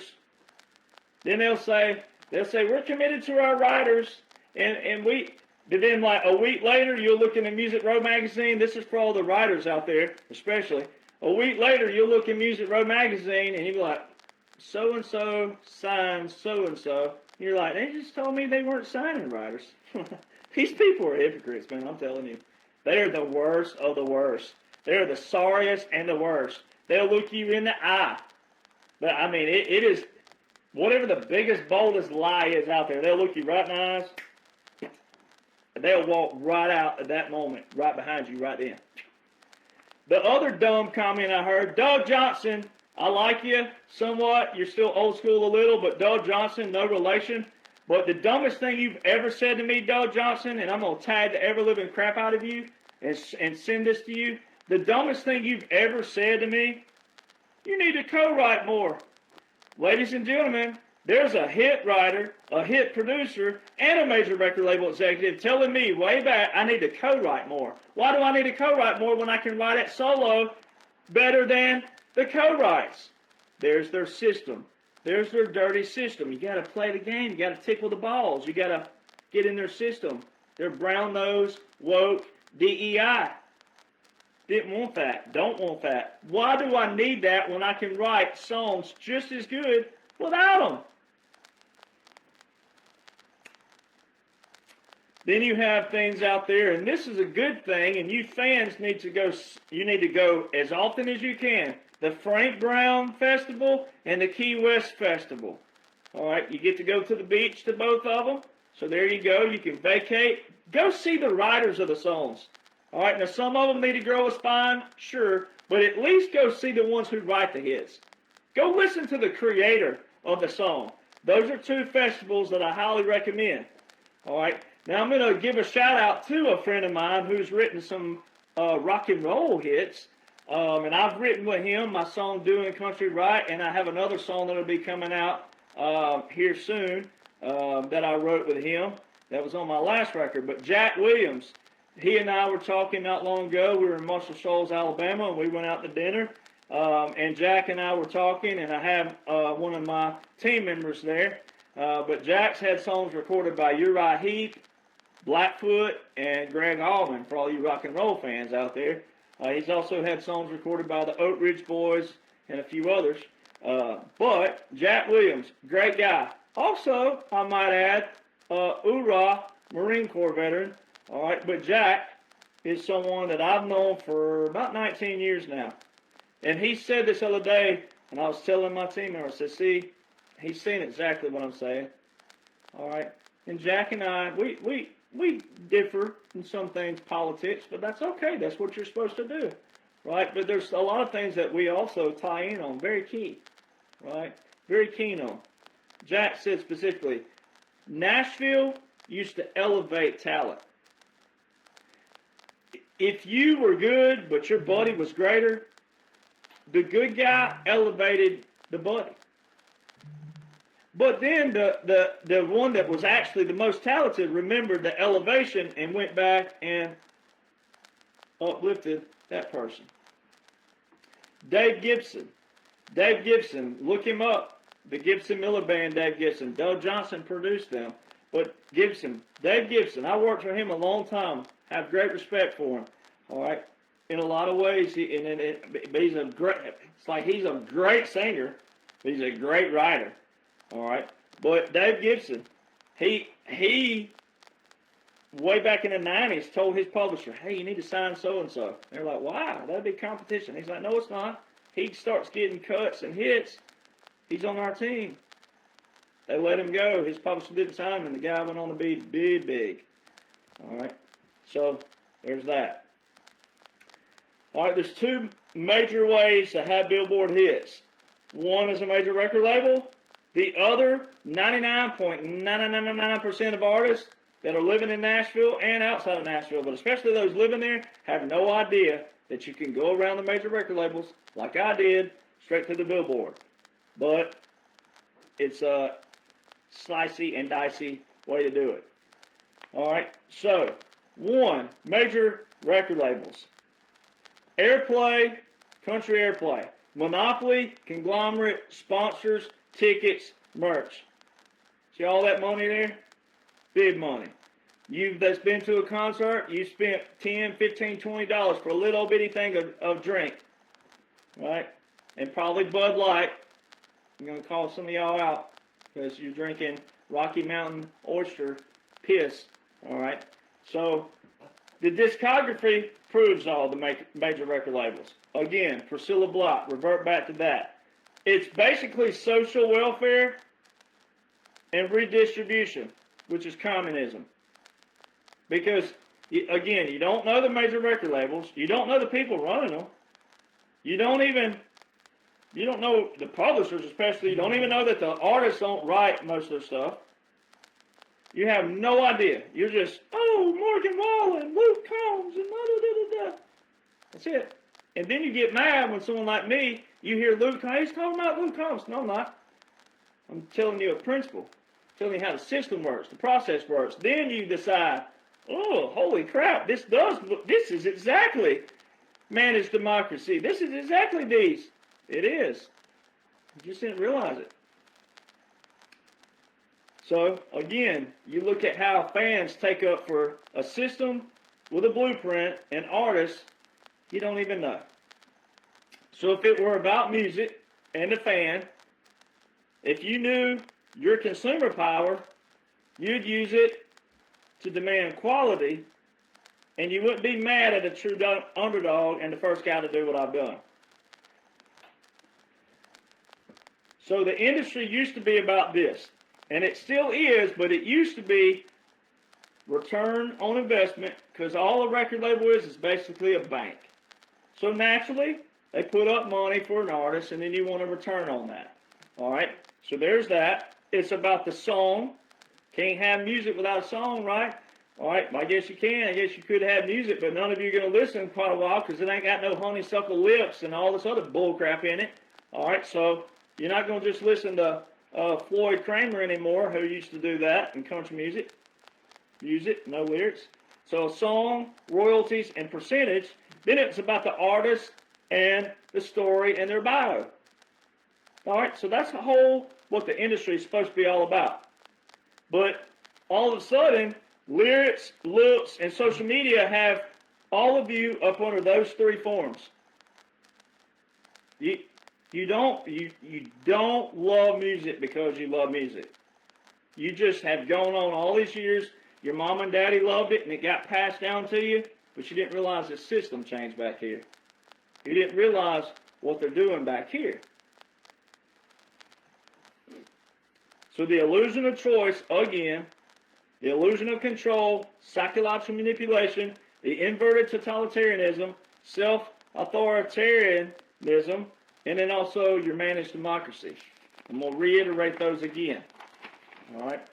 So now, same record labels and publishers, same chart, same publications, the same. Same everything. Hasn't changed. So that shows you your control. It shows you you're captured and you're controlled. And then for the second portion, so you got your major record label, but someone like me, on average, it costs this. That didn't happen for us. This is our industry record. But on average, for all the artists that don't know this, if you got someone laying around with $750,000, then go for it. This is what you do. You go find a Billboard affiliated team. You give them $800,000 just to go over, just to be sure, and you do what Zach Top did. $750,000. All of you fans think Zach Top just came out of nowhere because he's talented and he can play a guitar and all. Yes, he's talented. Yes, he can play a guitar. Yes, he can sing. I don't know if he can write because he's writing with hit songwriters that are well established, been around for many, many years. So I don't know who's pulling those lines. I'm not in the room with them. But, yes, all those are true. But how'd he come from? Where'd he come from? How'd he get there? $750,000 for one song to go on the Billboard chart as an independent. That's what happened. And he made it through. He's the lottery winner that made it through. Boom. But you out there, oh, real country music's coming back. Oh, he's great. Blah, blah, blah. $750,000 for one song. And I can sit here and name multiple people that I know that you don't know that spent $500,000 you've never heard of. It's like riding down the road, rolling down the window, throwing $500,000 out the window because you're not getting it back. Because if you don't know them, how are they going to make the money back? How are they going to make it on streams? How are they going to make it on streams when they're 0.0033 cents per stream? Woo! Ugh. So it's very volatile. That's the squeeze, as they call it. Zach Top. So now I'm gonna go over some examples for you. Some people out there. So I've already done the Zach Top thing. So let's go to Lainey Wilson. I've written with Lainey Wilson a long time ago. Way back yonder. She was begging, boy, she was trying to get in every room she could. She was begging. Oh, I know if I just got one chance. I know if I just got one chance. And she did what? She signed a deal with the devil. She don't look anything like she did. Woo! Man, and she ain't no cowgirl. All that is to get you hooked, and they paint this picture, this facade, and oh, we can make her this. We can make her the modern day Loretta Lynn, and blah, blah, blah, blah, blah, blah. And you fans out there, just shoot, hook, line, and sinker, boy. Go on. Right?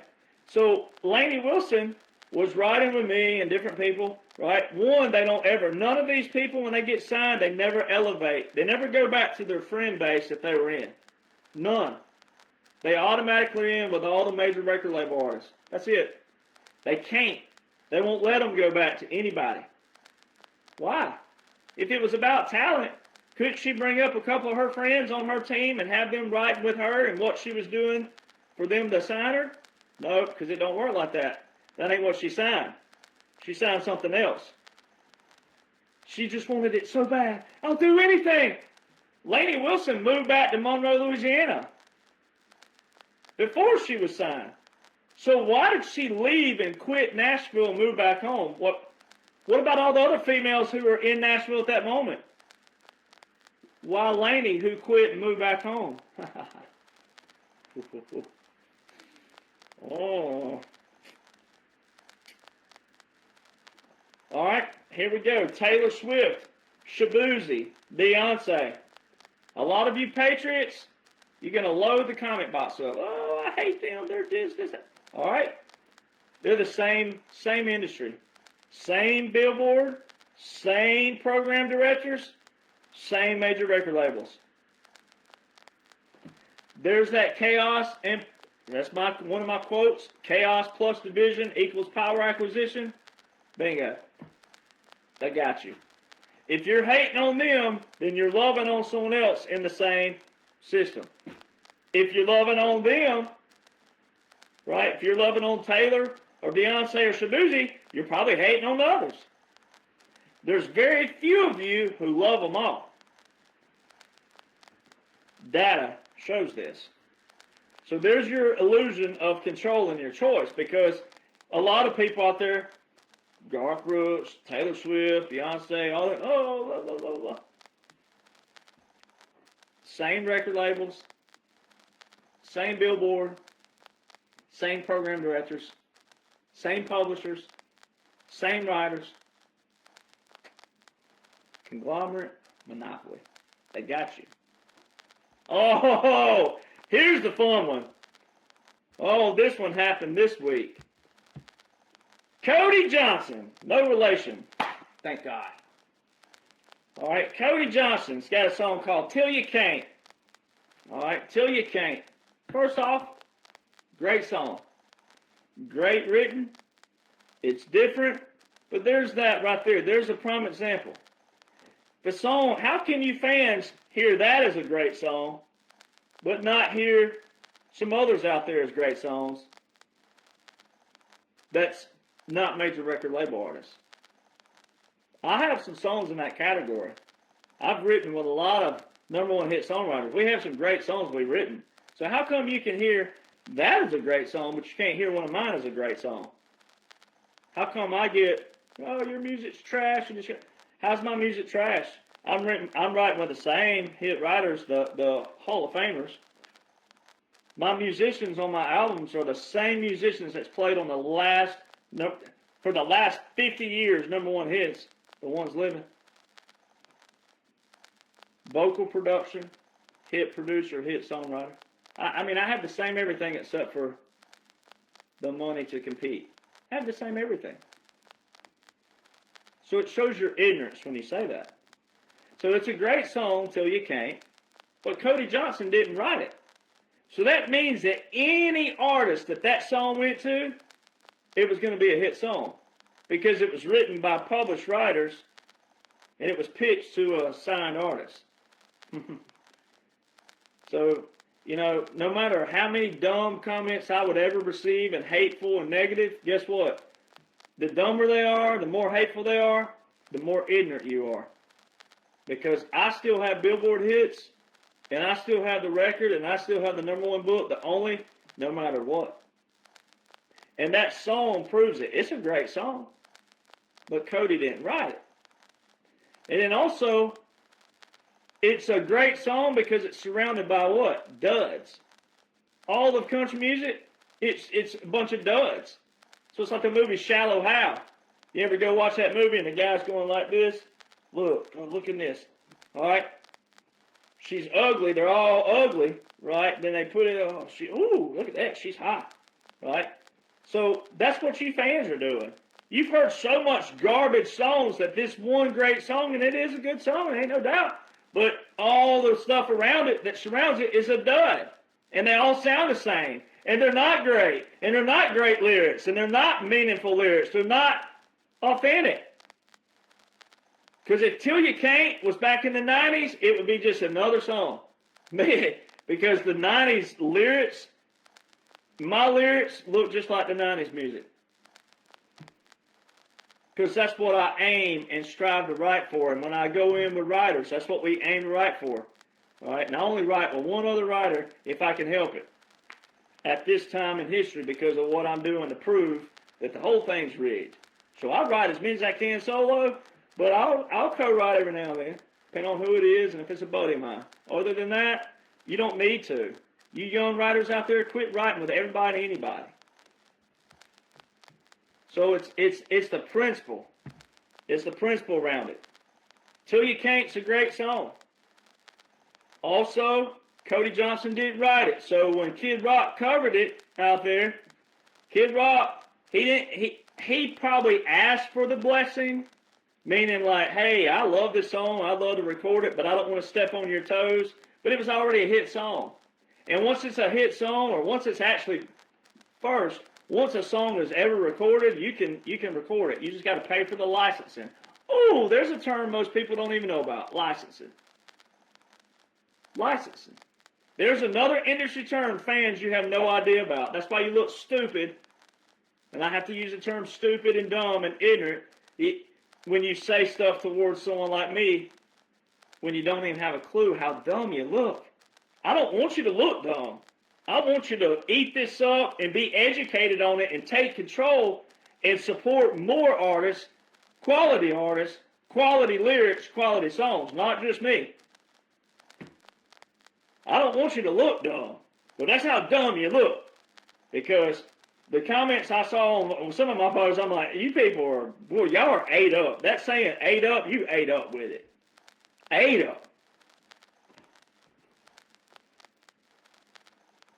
The artist, Cody Johnson, has no say-so on that song whatsoever.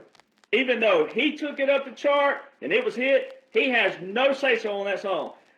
800 people can record that song. Cody Johnson has not one say-so. The writers they can't say no. They can't do it. They licensing, pay up. So if someone like me wanted to record it, I'd have to go to those two writers and say, hey, what's your publishing and what's your licensing fee?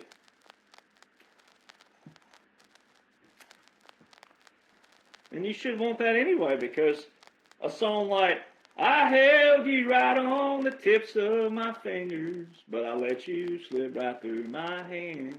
That song by Bill Anderson, Whispering Bill, that song's been recorded by over 800 artists. So think about 800 times, let's say $50 a year for 50 years. Adds up, don't it? Yeah. And that's actually depending on how many units are sold. All right, Oliver Anthony, another great one. Shows how people are hypocrites. So the dude comes out, looks like a, you know what, a mongoloid out there in overalls in a field in his little overalls, making you all think that this guy, he's a poor boy, country boy from West Virginia. He's probably married to his sister, but that's okay for right now because I love this song. You know, and all of a sudden, he's singing a song, the debut song, Rich Men North of Richmond. Rich Men North of Richmond. That would be Washington, D.C. He's talking about the men in suits, D.C., the swamp, Congress. And you all, hey, blew it up. And somebody I knew at the time, hey, don't. It was someone outside of country music, nothing to do with country music. Hey, don't roast him. Like, this is good for the people. The people are, this is blue collar, and it's giving them something. I'm like, he's a hypocrite. Why would I not? This is what people need to see. What you're supporting is hypocrisy at its finest. His blow-up song, Rich Men North of Richmond. So it's supposed to be a song calling out men in suits from a blue-collar boy. And all the people going, I got to support this young man, blah, blah. Go to uspto.gov, type in Oliver Anthony music. Jay Rogers Lunsford. Go look up Rich Uncle from Atlanta, who's worked with Outkast, Dolly Parton. And how come, the poor boy, he got on Joe Rogan because he's a poor boy singing a song about poor people and the blue-collar people and calling out rich men. He got on Joe Rogan because his uncle worked with Joe Rogan. His rich uncle, who's a lawyer. You hypocrites. Luke Combs. This dude. He looks like the dude who joins a fraternity because he can't get laid. He's so ugly he can make a freight train take a dirt road. All right. Luke Combs. 0 solo rights. All right. So his first hits were all with big hit writers. All right. All these people. So then there's that. But this is the best one. So he grows up in North Carolina. All right. And in 2015, he is in a music video with a redneck named Upchurch. All right. And they've got a massive rebel flag. In 2015, massive rebel flag behind him, which has nothing to do with slavery whatsoever. Nothing, not one iota to do with slavery. All right. It has everything to do with the Southern Confederacy. All right. So people need to stop apologizing for that flag and get over it. All right. Because there's nothing wrong with that flag. All right. It shows people's IQs and trying to connect a flag to some form of punishment and torture and all this other stuff. That's a whole other topic. But the dude grows up in North Carolina, which, I mean, back in the day was Southern, not so much anymore. Some parts of it, yes, but it's changed a lot. So the dude grows up over there, has a rebel flag on his guitar growing up, all right? Music video with Upchurch, massive rebel flag. And then all of a sudden, after his big hits, all these woke DEI artists, Maren Morris being one of those, and a lot of these others started ridiculing, and it grew out there and it made publicity. And Luke Combs did what? 5 years after it, 4 or 5 years, he did what? Apologize. Put a formal apology. I didn't know that this flag brought so much oppression to people. My foot. You didn't know. Oh, I didn't know. And here's the key thing. If you're listening, this is why it pays to listen. And this is why terminology matters. If you read what he put, he said, over the last few years, I've grown as an artist. What's an artist have to do with anything? See, ladies and gentlemen, he didn't say I grew as a person. I grew as an artist. The swamp, the system, the control, the people you don't know, the people who control you consumers. I grew as an artist. He didn't grow as a person. Very key. His wife, you look at her, she looks supermodel. He looks like Wolfman Jack needs to hit a treadmill 7 years straight and never hop off. All right. Another great example. Money talks, bullshit waltz. Right. If he wasn't Luke Combs, he wouldn't have her. No way, Jose. Ain't happening. All right. And then also, he was the dude who said that they asked him, "Oh, when'd you start singing?" "Oh, I just picked up a guitar a few years ago." So how come all these other artists out there, not me, let's just go with someone else. What about all these other artists out there, male or female, who are paying their dues out on the road? They're going out on the road. They're singing all over. So this guy, he picks up a guitar, and a few years later, he's got hit songs with hit songwriters. Yeah. I know what I'm talking about. Morgan Wallen. Oh, hell had no fury if you talk about Mullet Boy. But a lot of you didn't know Mullet Boy was Martina McBride 2.0 just right before that. He looked like a brunette version of Hanson. But see, if that were me, if I was all of a sudden wearing the polar opposite, and then I blew up and I looked like the polar opposite, y'all be like, "Well, I thought you were a cowboy. I thought you were a country." And all the people who follow Morgan Wallen, the most of them, this is what they are. Southern rednecks, Southern country folks, right? They're wearing their little, Southern folks know what I'm talking about. You got your little ball cap with the little duck on it. You got a certain kind of t-shirt, you know, got the little pocket on the front. You got your little shorts, right? They almost look like booty shorts, but they're not, because you say they're fisherman shorts or Columbia, and you got your little Sperry's on or some kind of something like that. All those. Those are the people that supported. Those are the very people that if they saw him before wearing like this leather jacket that looked like it came from Rue 21, 80% off rack, and all this other stuff, hair grown out, makeup on, they wouldn't have supported this dude because he don't look like their kind. But that's okay. We got a quick fix for that because we're the major record labels and we have them all controlled because that's where mainly country music fans still are to this day. All we got to do is put a mullet on you. You're from Tennessee. We'll say that right there. You're from a small town out there near Knoxville. And you can put your little mullet on there. Go real extreme. Go super extreme. Go mullet extreme. All right, look like Billy Ray Cyrus. Spit something out of his left testicle, and you're it. Right? So, bingo. You're in the game. Here you go, mullet boy. All right, put your little shirt on like this and put your ball cap on like that. Make it look like your old country boy. And then, voila. Morgan Wallen is the greatest thing since homemade sliced bread. Quantity. Dude's putting out albums with 37 songs on it. They all sound the same. All you got to do is if there was a way to skip from one song to the next, they all sound the same. They're not good lyrics whatsoever. All right. It's just, and it's catering to a certain demographic. If you're 35 and older listening to Morgan Wallen, you have some serious issues. Yeah, you're in trouble.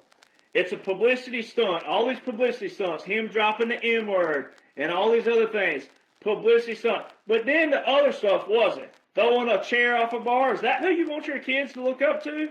You're a hypocrite if you do. The chair could have hit somebody, could have killed somebody, could have been serious. Is this who you want your children to idolize? A dude who was not authentic, looked like Martina McBride 2.0, all of a sudden's a redneck. All right, he's dropping the N-word, slang. Sounds like white trash. He sounds like the white, what we usually call the, well, I won't say the word, but he looks like white trash, right? Trailer Park Boy. And all of a sudden, you know, he's the greatest thing. So, whew, man, that's what you want your kids to look up to? Then all these fans out there, though, you'll take up for them. See, I do this on purpose to get them all riled up because there's probably some in the comment box taking up for him. That's great. Take up for him. He's, you know, again, zero authenticity. All right. But I say that to show you this is Billboard. You say he was shunned. He was an outlaw. No, he's not. If he was an outlaw, he'd have told what I'm telling. He just said, you know what? I don't need you. I have a fan base. They love me, even though I'm a hypocrite and I'm not. I have zero authenticity. But all he had to do was in those arenas that he was selling out, that you thought he was selling out without being able to be nominated for this and nominated for that. And they're all, how does he have Billboard hits? See, because you don't know how Billboard works. Those of you taking up for Morgan Wallen, you don't know how Billboard works. Billboard is the key system. So you're all out there sharing that he had the most Billboard hits this year. Program directors, they're more woke than the CMAs. They're more DEI than the ACMs. And the ACMs and CMAs are organizations, and they're a lot smaller than the program directors. See, you're a hypocrite and don't know how you're a hypocrite. And that's the sad part. But when you get in the comments, or through my life, say what you said to me in the last 10 years, right?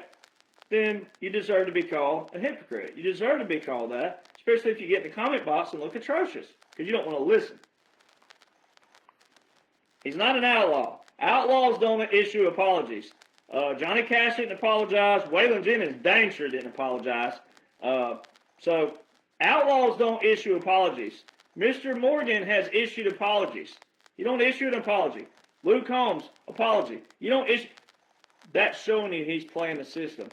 They created these publicity stunts. They created all this publicity because they know they have you captured and controlled because you're taking up for him. My point proven. Megan Moroney, same thing. They named her Songwriter of the Year for a certain organization. Songwriter of the Year. She's never solo written a song.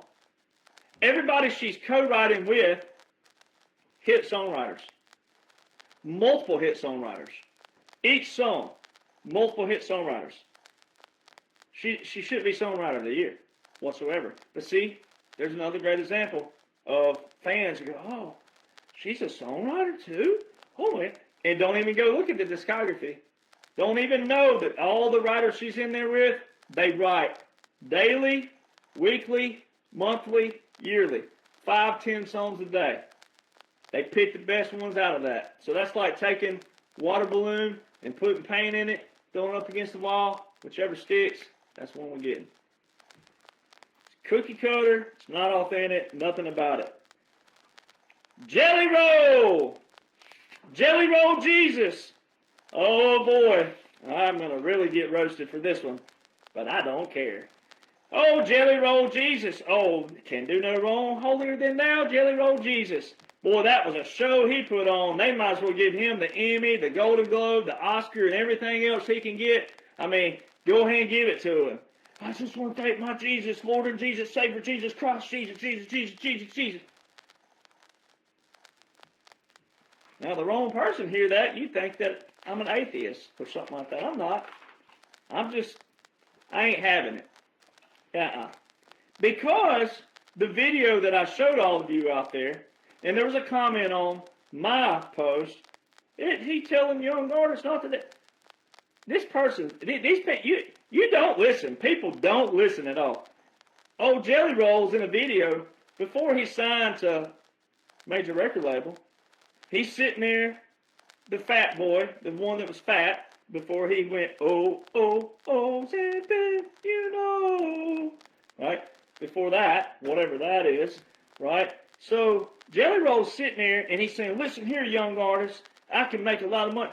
This is how the major record labels F you. I know a lot of Christians don't even like the F word. I know people who don't even like me saying D or S or some of those. Are you going to hell for saying that?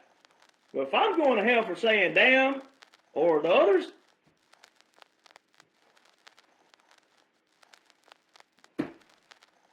so he's sitting there telling young artists how major record labels take 95% of your career and you get 5%. And he tells you how it's a line of credit and how it F's you over.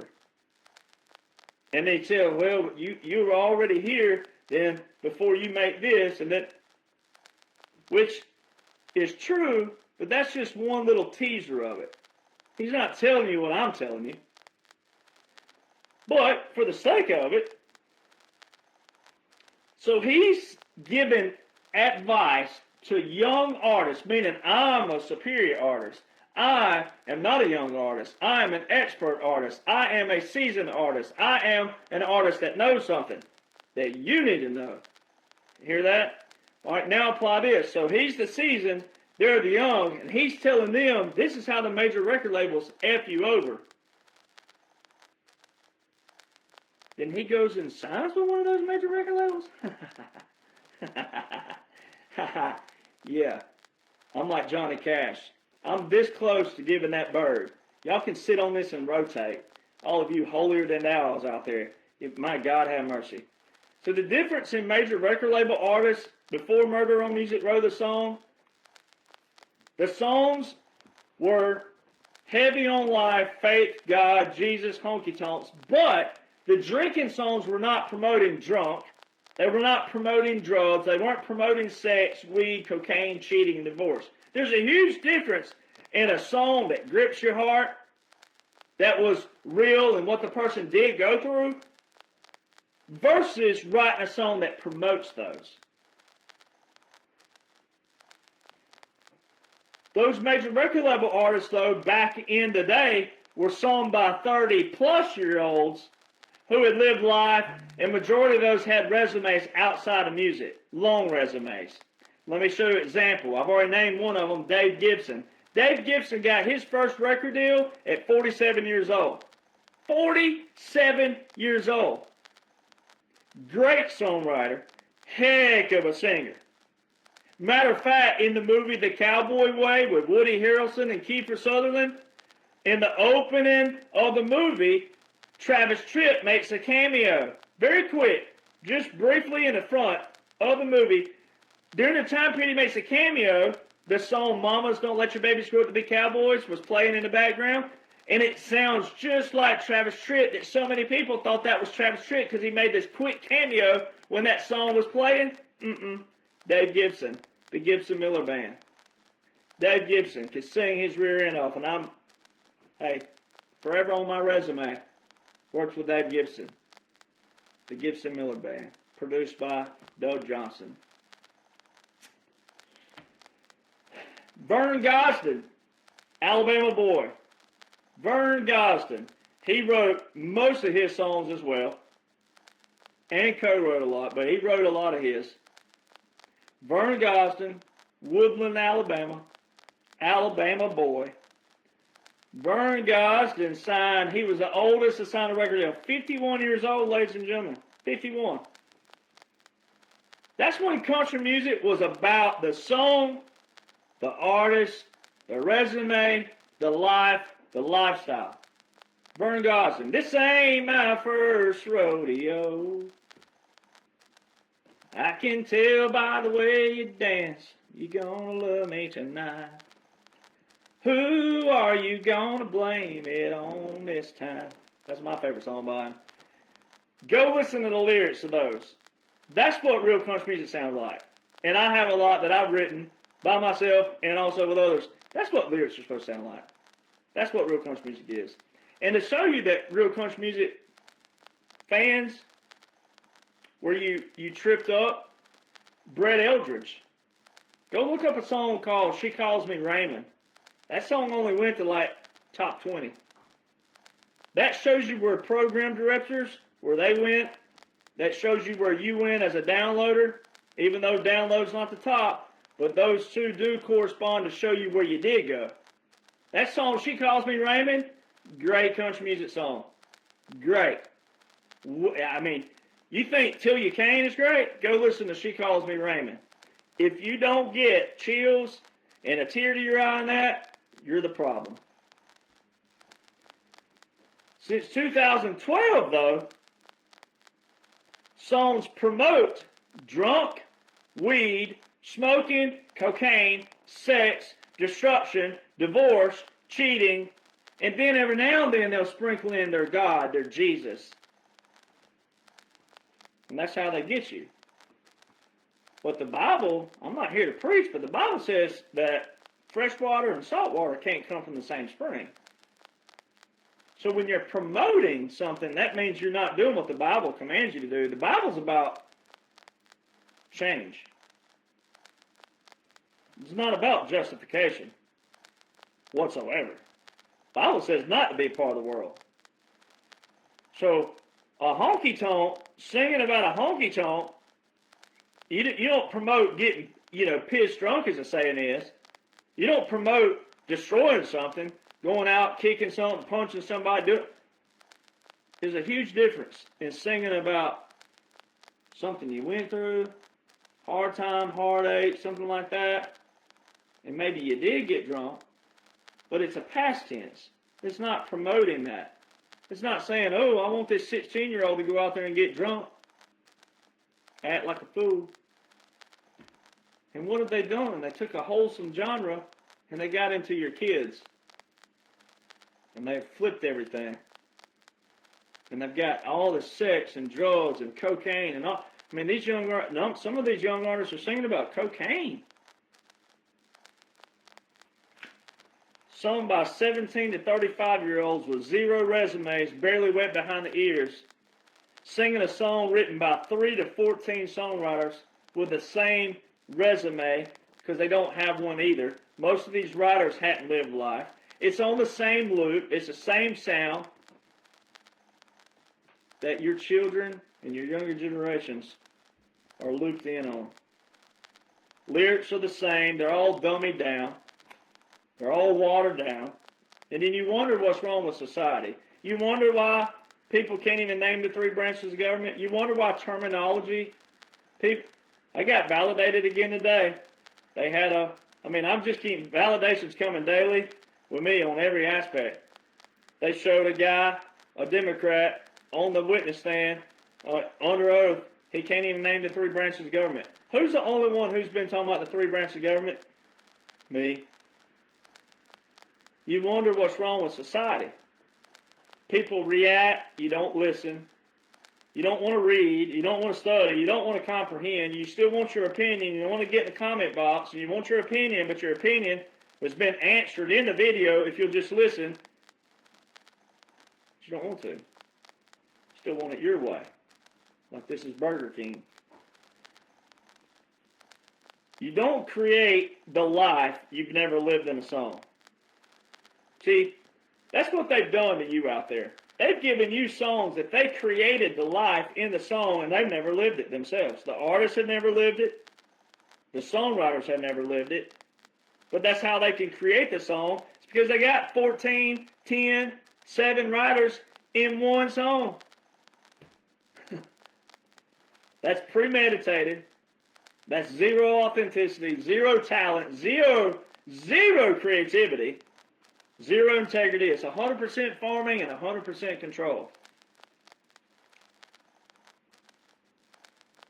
So that's why the second unknown way, like my way, a billboard, getting into that, if you have the full package to beat the system, see, you don't.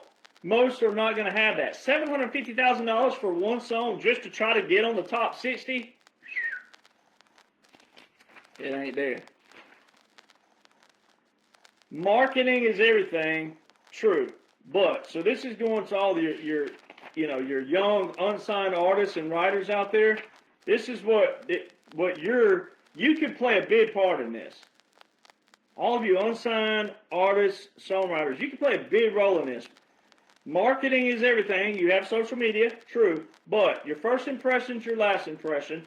You don't know the blueprint. You're trying to get in an industry you don't even know anything about. You Google names. You try to go talk to these names. You don't know how to talk their language. Even if they were a good person, you don't know how to talk their language. You have zero etiquette. You have zero etiquette and also protocol. You're just looking for a big name. When actually someone like me is the actual person you actually need. You pick up niblets here and you niblets there, niblets here. It's like a cart before the horse. You want to put out something on you. Oh, Lord have mercy. You ought to see all of them on Instagram now. Look at my new single. Go check out my The songs are terrible. Terrible. But quantity. Everybody and their mama's a songwriter now. This is terrible. And you're chasing names. And you want to do things your way. It's all your way. Zero respect, zero etiquette, zero protocol, zero knowledge. So, like, example. Well, I'm going to get to that. I'll go my here. You're trying to write a song, and you put it out as a single when 99% of the major record label artists don't even write their songs. So, see, that's where these unsigned artists and songwriters, you're trying to write a song, and 99% of the major record label artists ain't even writing. So, see, you got everything backwards. All right, and this goes to the ones out there. My team has experienced this. We've been looking for male and female artists that I'm going to produce. I will produce. And, hold on real quick. We've been looking for male and female artists out there that I'm going to pay for the album, full-fledged album, right? No catches, no gimmicks whatsoever, because I know how to beat the system, right? Quality music, quality songs, hit musicians in every slot, my team, all on there, and give you quality music, put it out on streaming. I'm not going to make any of that money back because it's 0.0033 cents per stream. But we've been doing it. We've been tagging artists left and right. And what have we been getting? We had one not long ago. What did they say? They go, oh, well, my manager, So we talked to the manager. First off, if you're an unsigned artist, you've never had a record deal, you never had a pub deal like I have. I've never had a record deal. I've had an independent deal with my team, but I've had pub deals. If you've never had any of those, you don't need a manager. They're going to get in your way. This person's manager had been to Nashville twice. And then they want to say some bullcrap about a boutique. Oh, we went to so-and-so's boutique songwriter thing. And this person who runs this songwriter thing, you know what they do with those ladies? They find the hottest women out of them. And you can let your mind wander. It's not about the song. They get these people to, oh, we're going to have this songwriter thing. We're going to rent this house over here and such and such. They don't teach you anything. They don't teach you anything. They're just giving you like a little niblet to keep you coming back. Hansel and Gretel. Hansel and Gretel. Here's your crumb. Come on, running back. This person dropped that. Shows they did not do any research on me whatsoever. Whatsoever. And see, that artist is going to miss out on an opportunity because some manager who's been to Nashville twice, who went to some little boutique, those are the people who get wrapped up, warped in their little game, and they sign a deal with the devil. May not have wanted to, but once they sign, they get in too deep, they can't get out. You don't need management. You're chasing names.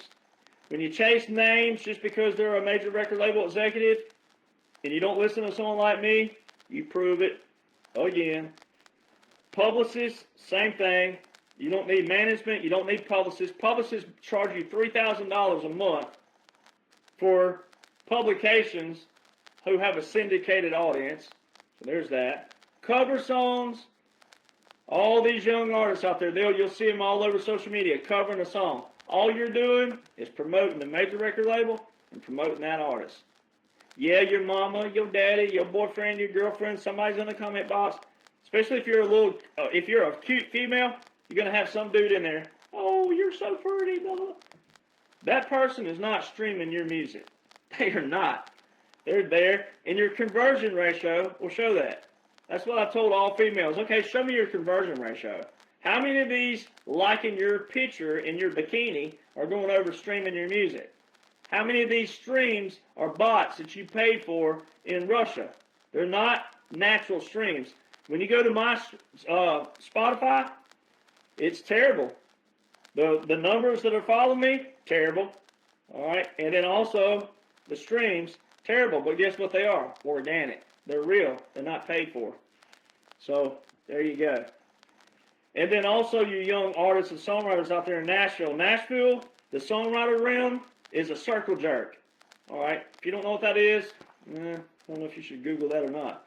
But it's all it is, man. And if you're one who signs a deal, you're forgotten about like that. They don't go back down and elevate you up.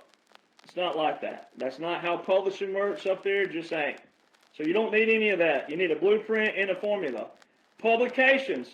I'm going to be tagging publications on this video too. Publications on social media. They have zero influence on major record labels, ladies and gentlemen, or publishing deals.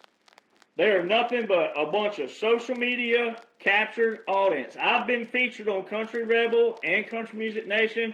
It didn't do a thing. Don't do a thing. They got a syndicated audience who don't leave their page. It's terrible. None of these publications. Matter of fact, I had one, Saving Country Music, it's the name of theirs. This dude claims he's trying to save country music, and he's all about traditional. And when we were trying to reach out to them way back 8 or 9 years ago, this dude had the audacity. I was on the Billboard chart. I've never heard of you before, and how many, so you talking about some expletives. Saving country music now. Supposed to be, I'm like, you're supposed to be about independent artists. You're supposed to be about saving country music, real country music. And you don't even know a Billboard artist? You don't even know how big Billboard is? So I hope you hear this, you low-class loser. All right. Labels love free publicity. So see all these publications out there, like Saving Country Music, his brown-nosing, you know what, all the major record labels, artists, free publicity. If there's 1 million publications out there, the major record labels love it because they're doing what? Promoting all of their signed, controlled artists. And you, the fan out there, are keeping them going. So this is like the finale here. So I'm going to start it. You are all under the illusion of choice, control, and psychological manipulation. Same thing again with the way that no one knows that you can have a Billboard hit. The way I did it, that's big.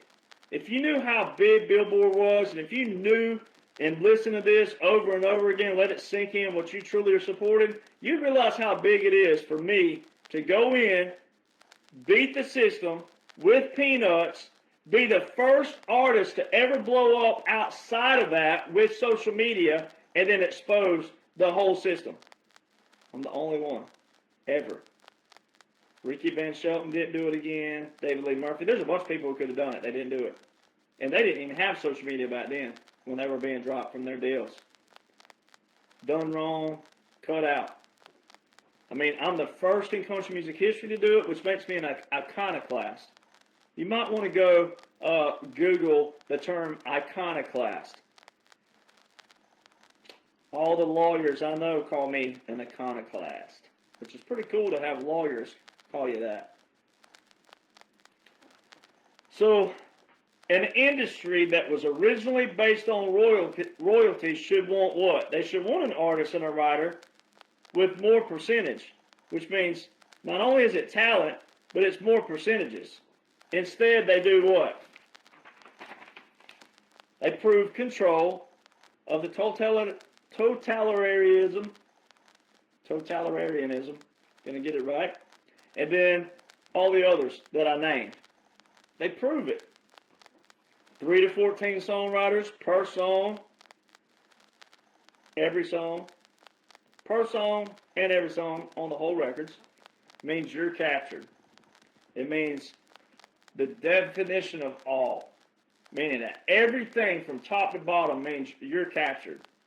And they can keep doing this because you don't care. You all support a system that decides what you like and what you love. Now remember that. You focus on the chart. We love great music. No, you don't.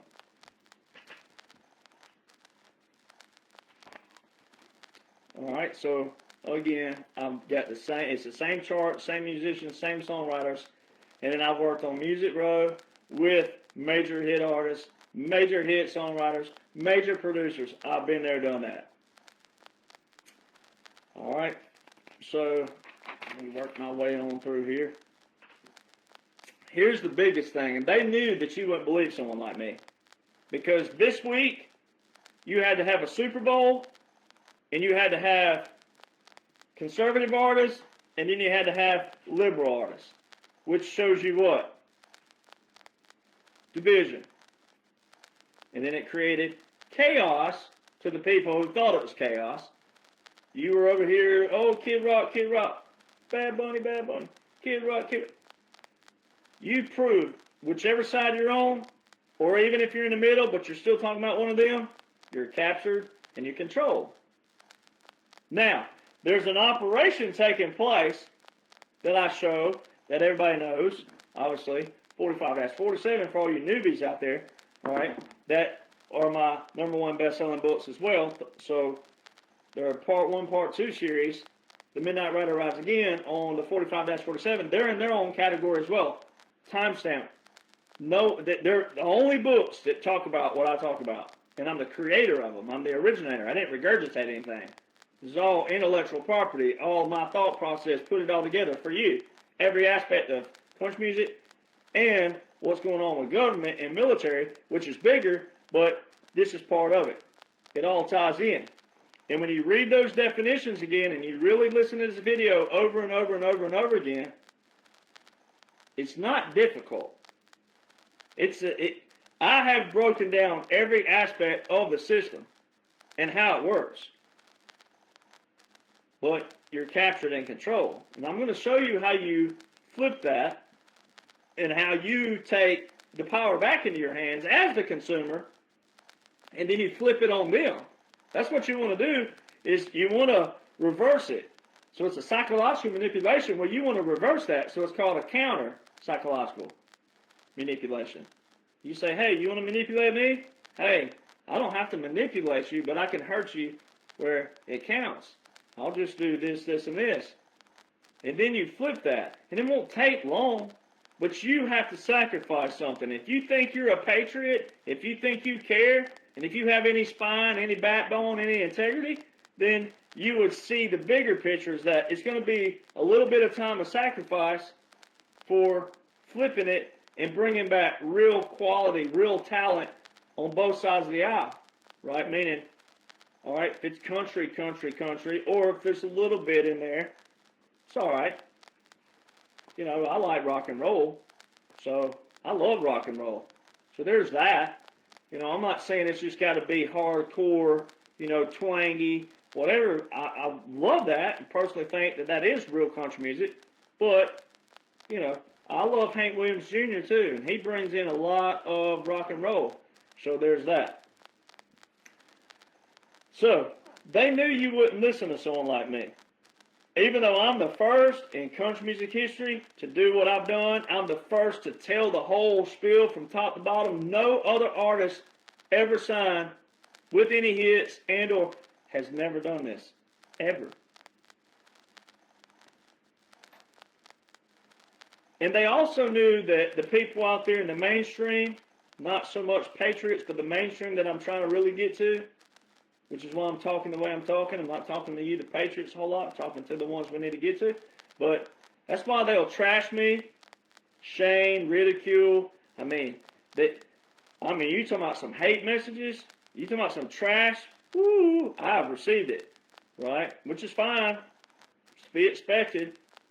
No matter what they say, I still have Billboard hits. No matter what they say, it still works this way. No matter what they say, this is what's taking place. But see, they need to know that because that's what's going on with the Kid Rock thing in the executive order that President Trump signed. And then one of the Hatch, it's a bill, it's a different one, not the Hatch Act, but there was another bill that got signed for songwriters, and President Trump's been big on this. All right, so entertainment's being the topic right now. That's why all this is popping up. And I'm ahead of everything. But I'm ahead of everything because I was placed here on purpose. I was given all these records. I was given all this stuff and strategically put here for this very moment in time. And now you're seeing it. So I'm trying to connect the dots for you. So these people knew. They know. So they knew you wouldn't listen to me. That was their psychological manipulation all these years. If they ever thought someone would leave the industry, which it could have been someone bigger, but someone bigger wouldn't do it because they're all tied in. They're not going to rock the cradle. But they also knew you would trash me and ridicule and mock. They knew that. That's part of their control. But I'm the true underdog. I am the true iconoclast. I'm the true one. So it's the same thing with DC. So here's how this all ties in. Now watch this. So major record labels, you can't name them. You can't even tell who your favorite artist is signed by. You don't know the publishers. You don't know most of these artists don't even write their own songs. You don't know that there's 3 to 14 songwriters per song, each song, every album. You don't know there's a Billboard chart and a radio process that ties into the sponsors and the bid money endorsements and sponsors that's behind all these artists before it gets to your downloads, before it gets to your streams. All that's going on before it ever gets to you. And then you're given this buffet of artists that you never heard before, but because it's a top 20 Billboard and it was on your top playlist and you're seeing them at concerts with your other favorite artists, got you. But you didn't discover that artist. In your mind, you discovered it because you had never heard them before. That's not discovery. That's not discovery at all. That's the capture and control.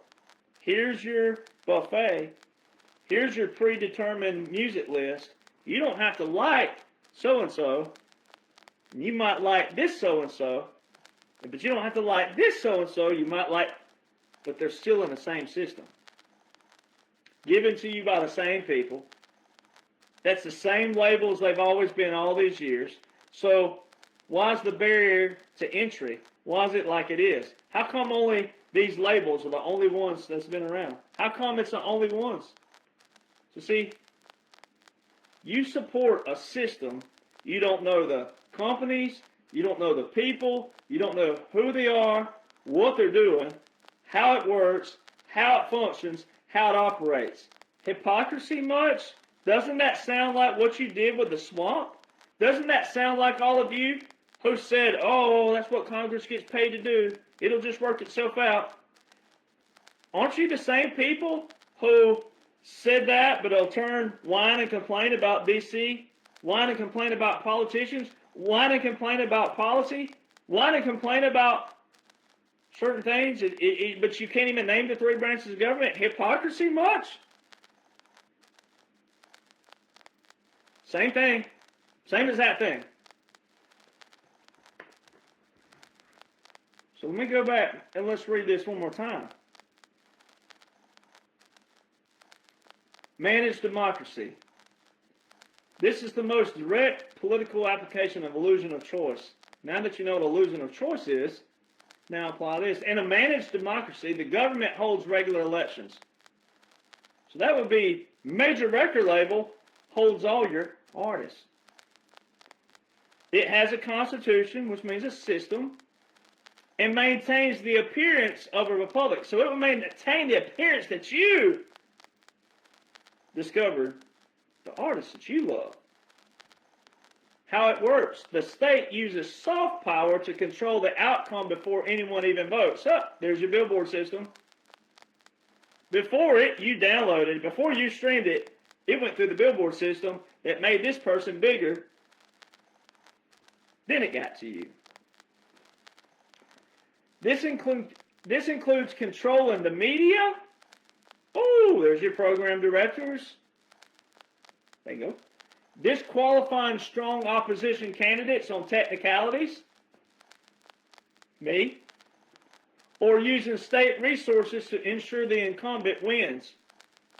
Ooh, there's all your endorsers. There's your sponsors. There's your back table good old boy. Here you go down here. Give me this, slide this right here. I'm going to make sure he gets over here. Psychological effect. Citizens feel they have participated in a democratic process. So you feel like you did because you all of a sudden have a new artist and new music, and a song may say this about your mom or your daddy or whatever, and oh, I love this.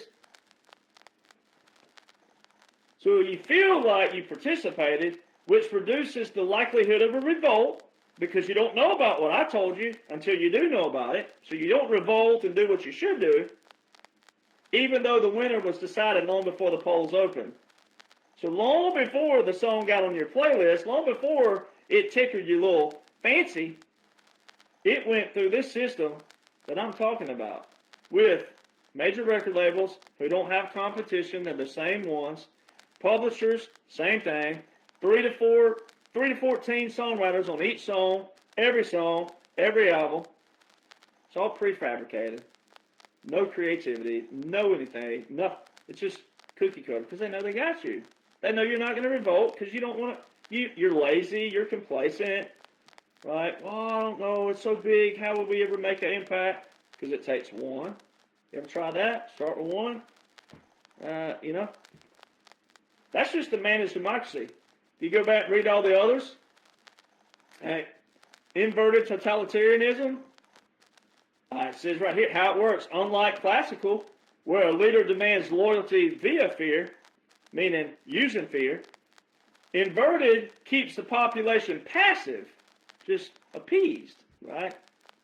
Through consumerism, meaning you're the consumer, so you're purchasing, but you don't know what you're purchasing because you don't know the system.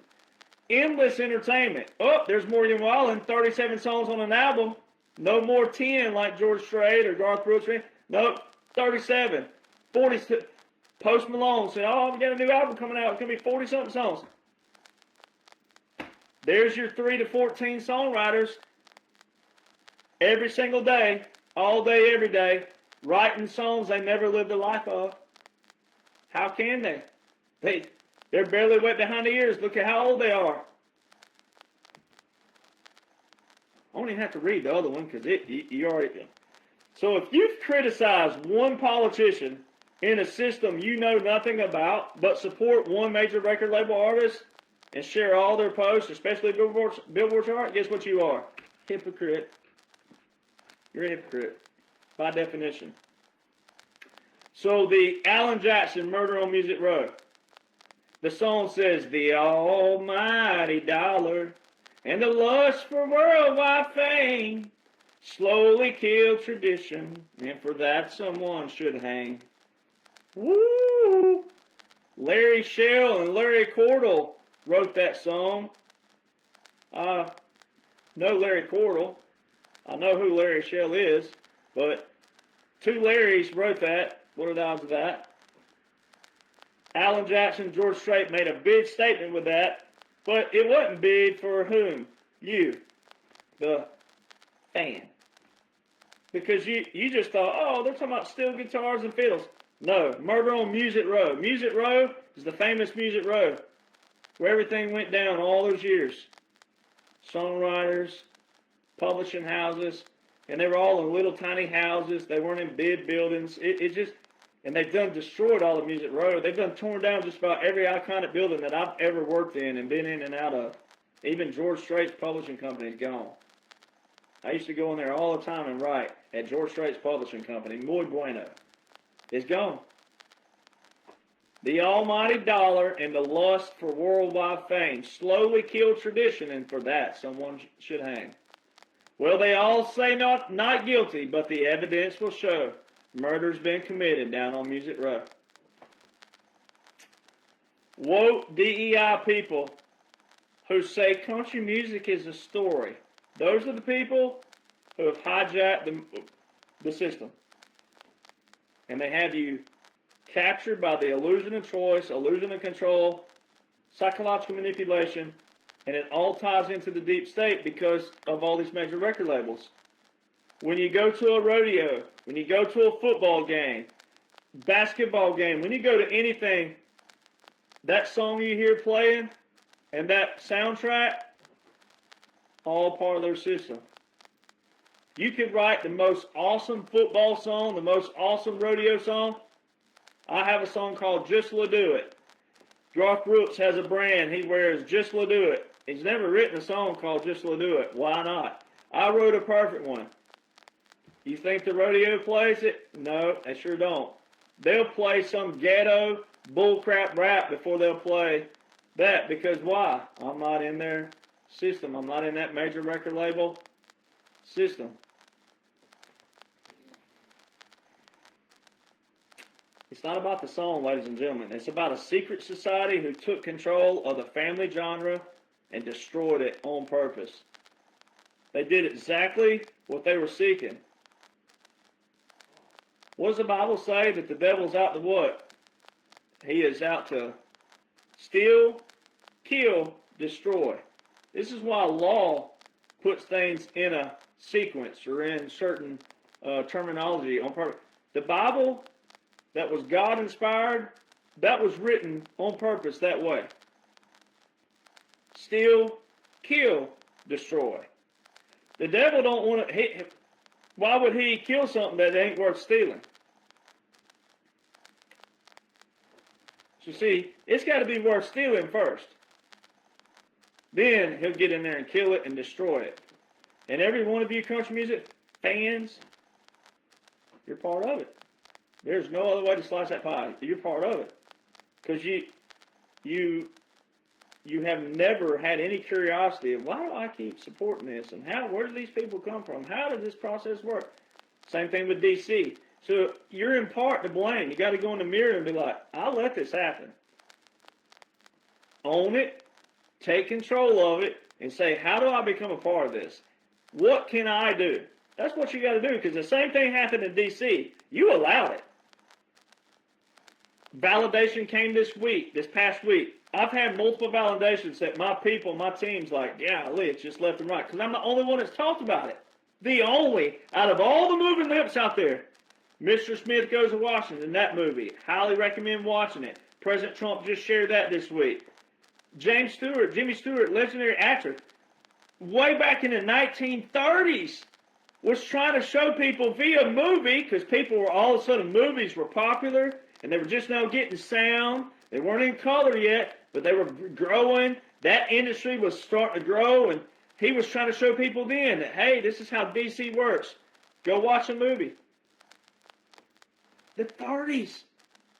What's just now finally being drained? Legendary Brigadier General, retired as Brigadier General. Legendary James Stewart was trying to tell everybody in the 30s. 1939, John Wayne, real name Marion Morrison.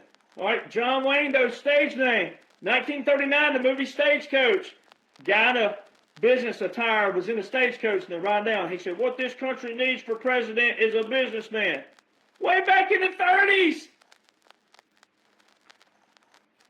So all of you out there demanding justice, you're lazy. You're a hypocrite. You don't want to know about prevention. You don't want to know how to prevent the swamp from growing. You don't want to prevent all the hypocrisy, the corruption. Oh no, you just want a quick solution, quick answer, and then you want the people who know what's going on to create the solution to prevent it. You don't want to be a part of that.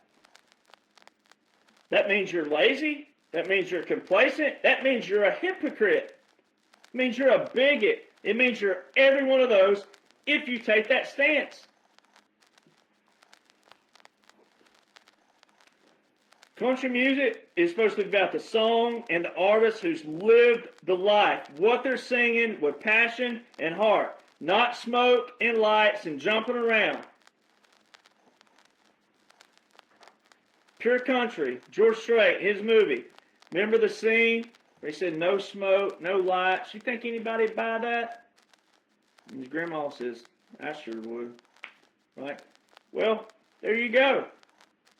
And the lyrics are so watered down now. The music is so cookie cutter. And now it's gone to more AI and digital. They're creating a lot of this digitally now. It's not real musicians. That's why when you listen to my music, anyone who says my music's trash, you're an idiot. You should be slapped to Tulsa and back.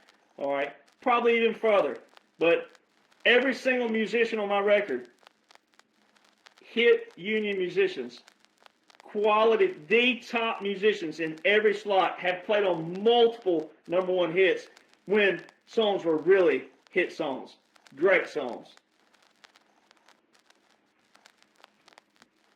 The best of the best.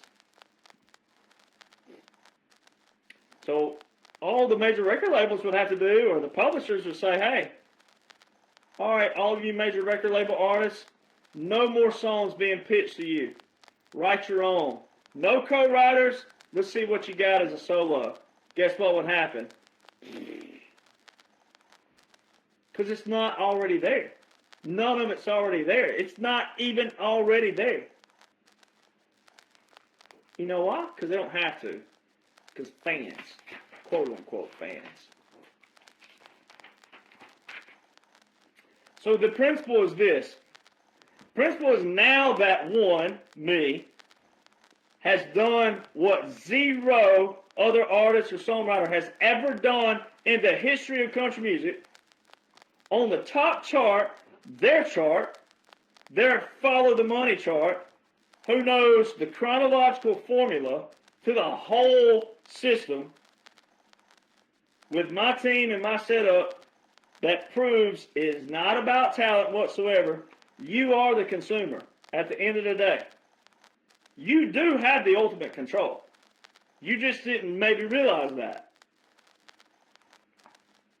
And if you are a good fan out there and you're a good person, then I'll apologize to you for calling, having to use the terms dumb and stupid and ignorant and lazy and complacent if you're someone who wants to take control. But if you don't, you're still in that category. There ain't no other way to slice pie.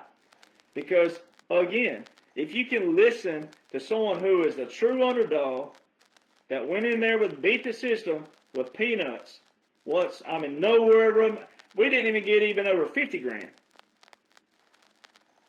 Zap Top, $750,000. I can name many people who spent 500 grand who didn't even chart. $500,000. Go on.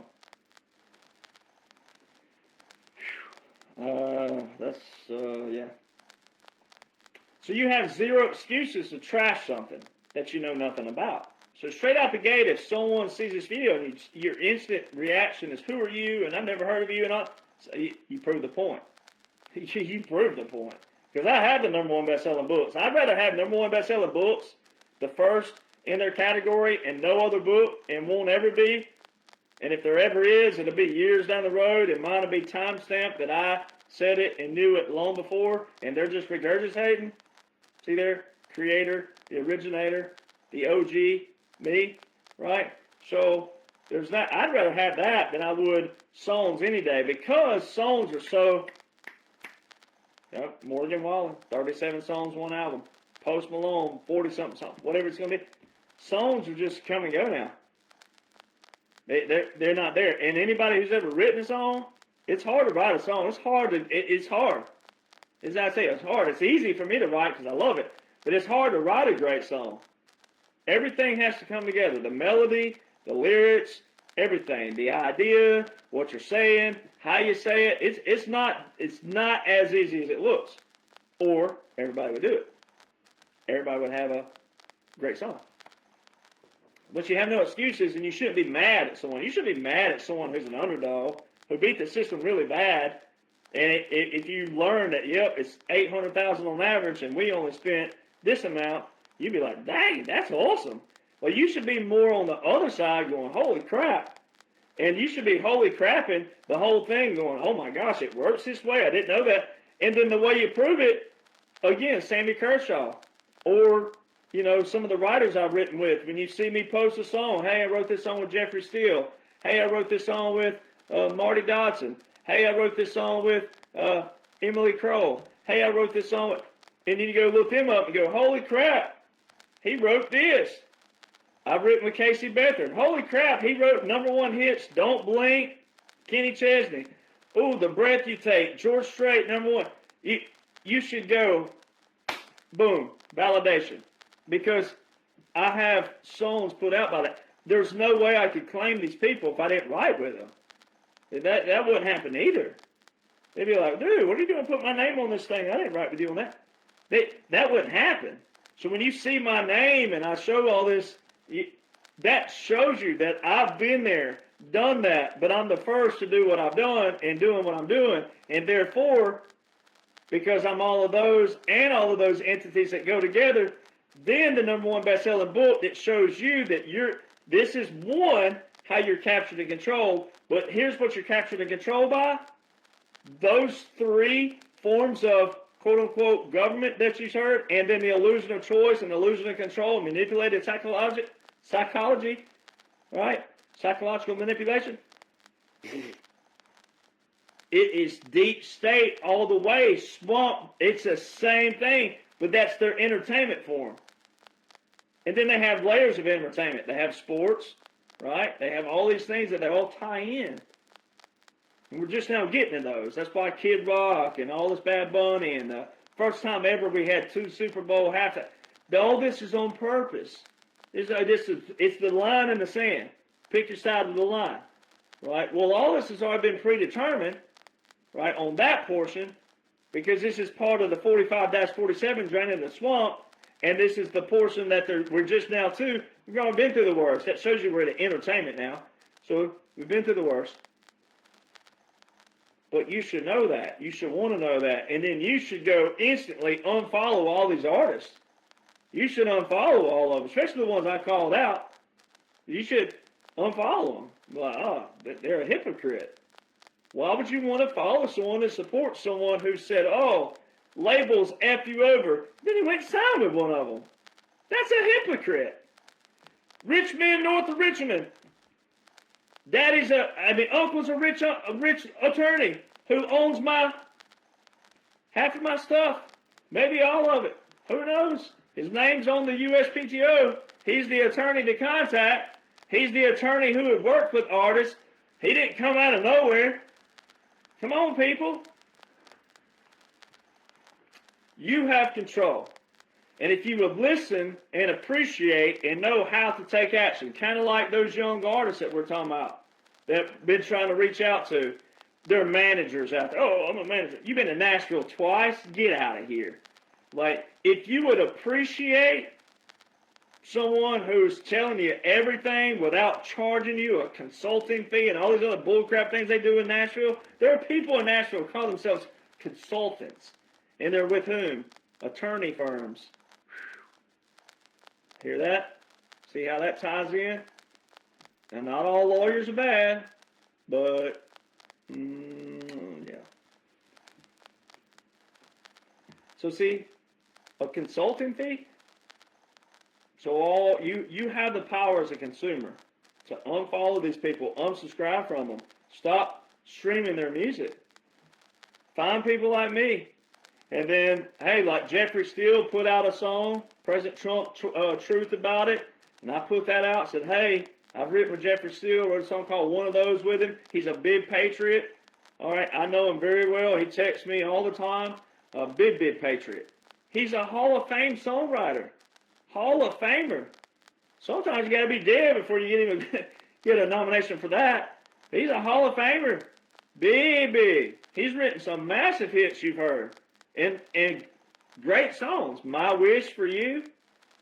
You want to know the real story on that? He wrote this song for his son's high school graduation, performed it. Rascal Flatts only recorded it after they heard what happened. About a week after his son graduates, he was killed. You see, if you would get into the authenticity of the song, but from writers who are less writers, meaning like only 1 or 2 in a room, right? Not 14. And then listen to the lyrics, the quality of lyrics. the double and triple meanings. So it shows you what people are into out there. Poetry. You don't even read poetry anymore. You're all into TV and you're all into Netflix and all these things that are just quick and it's not reality, but they call it that. They have dummied down your thinking. They've dummied down your intellect. They've dummied down every aspect of your life and every entity. That you have no appreciation for lyrics. You have no appreciation for the quality of lyrics, the quality of music. And that's why we have people out there, these young artists. Well, I got a manager. You don't need a manager. I've had Billboard hits, and I don't have a manager for that. I have a manager for other things, but not that. I didn't need a manager for that. Come on, people. Like, once you see that, okay, yeah, there he is on the chart, on Sammy Kershaw's page, Sammy Kershaw, she's the queen of my double-wide trailer with the polyester curtains and so all that, Sammy Kershaw. You see, oh, Sammy posted the chart. There's Sammy, and there's Derek right above Sammy on the chart. Bingo. Boom. Game over. Validation. There it is. There's the billboard over on Sammy Kershaw's page. So you don't even have to see the other billboard that I was on, right? My other hit song, because he wasn't on that one. He didn't chart on that one. So I have it. I have it via my emails and all of our reports and our Nielsen data. Nielsen data. There's a big one out there, Nielsen data. My song, Right Beer Right Now, that I wrote, I co-wrote it, but I wrote one of my billboards, with Nielsen data had us projected in the top 25. But we didn't have the money to get there because we couldn't compete with the major record labels. They kept pushing us back, pushing us back. You got to spend money to get right back where you were. So if you got 800,000 and you spend 100,000 to get to top 40, all right, and they push you back to number 60, then you got to spend 100 grand more to get back to that. Now we didn't do that. We didn't spend that kind of money. But the average has to do that. And then the average, like Zach Top, would have spent a year on the chart. The major record labels, shoot, they got number one hits now in a week. It used to be a big deal to be, oh, this song was 8 weeks at number one. Oh, that's a record. Right? Now they go up there like that. That's why they're bragging on, oh, certain songwriter, he has more number one hits now. Yeah, because it's all cookie cutter. And the system changed. It's not the old system where it was harder to write a song and they wrote more quality songs. They have you captured and controlled. So again, learn the who and what you support on the front, and that prevents anything from getting. So if you're in my comment box after this video is posted and you're negative, hateful, or anything, guess what? You still prove the point. You still prove the point. You actually prove it more than even the good comments most of the time. Because, again, no matter what you say, no matter what it is, I'm the iconoclast. I'm the first ever in country music history to unveil every aspect of what you support is rigged, it's DEI, it's woke, it's garbage, because you're capturing and control. So no matter what you say, the worse it is, the worse of a reaction, you prove the point. And I'm going to go right in my bedroom right over here, and I'm going to bundle up like a little baby. I'm going to sleep just like that. And I'm going to laugh my ass off right on into the bedroom, right? And I'm going to sleep like a baby because of you being so butthurt that you can't separate that. I'm not talking about your favorite artist. I'm showing you how your favorite became your favorite in a zero authenticity, a zero integrity, zero all those systems. It's rigged. It's predetermined. And you just sit there and hook, line, sinker think that you're a part of it, and you're not. The only part you're doing is giving them your money with your low IQ. So that goes to the comment, why would I be jealous? I have Billboard hits. I beat the system. Bad. I came out the first unsigned artist, independent artist, in country music history to have every secret, like this screen, like from corner to corner, top to bottom, front to back, backwards, everywhere. I have every secret that every singer, songwriter, especially unsigned, needs to know. I have it. I have every aspect. There's not anything in country music that you can throw at me that I don't know because it's a simple thing. And here it is. Got it. And the way you beat it as an artist and a songwriter is to take their blueprint, their formula, and mimic that. But you're not going to be able to get those musicians until you know someone like me. Because they're not going to get in a room with you either. All right? They're about loyalty, but in another kind of way. All right? So I'm the first ever. It's time stamped in history. And then the ones who say out there you're a sore loser. How am I a sore loser? Let me just explain what a sore loser is for all the low IQs. All right? If I'm a sore loser, then you're low IQ. All right?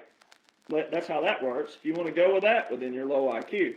A sore loser is someone who loses in a fair match. So let's look at someone in history. John McEnroe. All of you tennis fans out there, remember John McEnroe?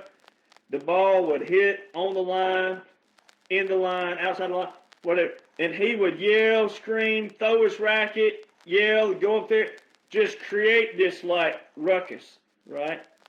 When you saw it, and then they had the replay, and they're like, it was out of line. And he could see it, but he lost.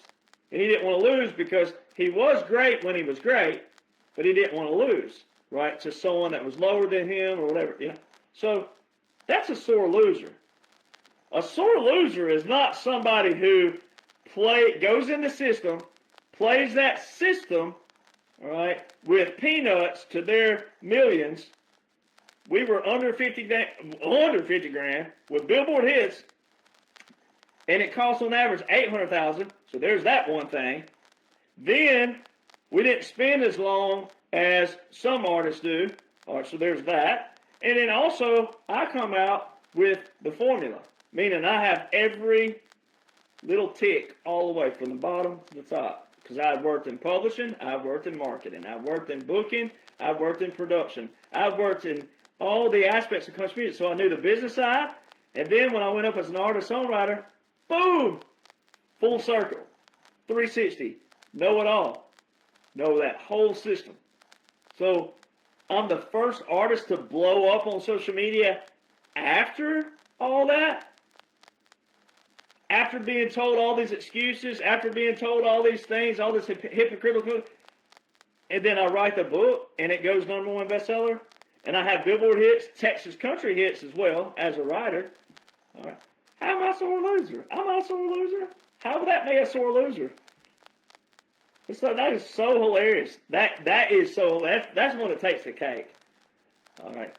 So no matter your hypocrisy and your ignorance, the facts still remain, and they're time stamped in history. You're still a hypocrite, and you're looking ignorant if you're still doing that. So follow the money, read those definitions again, and support real country music artists, which means boycott the labels. That means you got to go back and find Wade Hayes, Paul Brandt, Rich Trevino. Go back and find some of the '90s country guys. There's still Tracy Lawrence out there. He's still on the road a lot. Tracy Bird's on the road a lot. But there's still some young ones out there. I highly recommend looking at the Texas regional charts and then finding some of the hardcore Texas out there because mainstream ain't there. And I wouldn't support mainstream anyway until I know that the major record labels are cleaned out, because everybody in every label right now are the same people that were there when I was there 10, 15 years ago. They just shuffled around a little bit, and one that was an assistant is now the head, but they're the same people. Same people. And they ain't changed. All right, but this whole thing is opening those cans. So all this Kid Rock and Bad Bunny and all these other things, Kid and the Cody Johnson, all this stuff is bringing it full circle. All right, what you saw at the Grammys, them getting up there talking about ICE and all these things. I mean, again, it goes back to what all of you used to. A lot of you fans, you say, "Oh, you need to stick to what you do and don't bring this in." Well, either you do or you don't. You either like them talking about politics or you don't. There's another hypocritical principle. Either you do or you don't. You can't go, "Oh, I love it when so-and-so says this about President Trump. I love him." But then someone over here says something bad about him. Well, if this person was a Republican who said something good, then you're trashing the one that's supposed to sound like the. You got to pick. That's where the old saying is: you're slicing hairs now. You got to pick.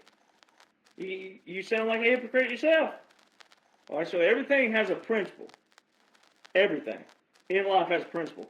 What President Trump is doing, what the military's been doing, what we've all been doing, all that aspect on this portion is bringing things back to simplicity. As he said in 2020, the cure cannot be bigger than the problem. Same thing. So the solution, the resolution, whatever word you want to throw in there, the resolution, the solution, it can't be bigger than the problem. But we got to identify the problem first. Well, the problem is, you, the fan in country music, you have no idea that there's a system, there's an industry, who they are, how they operate, etc. So you need to identify that first. And when you identify that and you go, holy crap, either you say, oh, it was that big, I didn't realize it, and it was that system, I didn't realize it, it was this format, I didn't realize it, it was up. And if you realize one portion,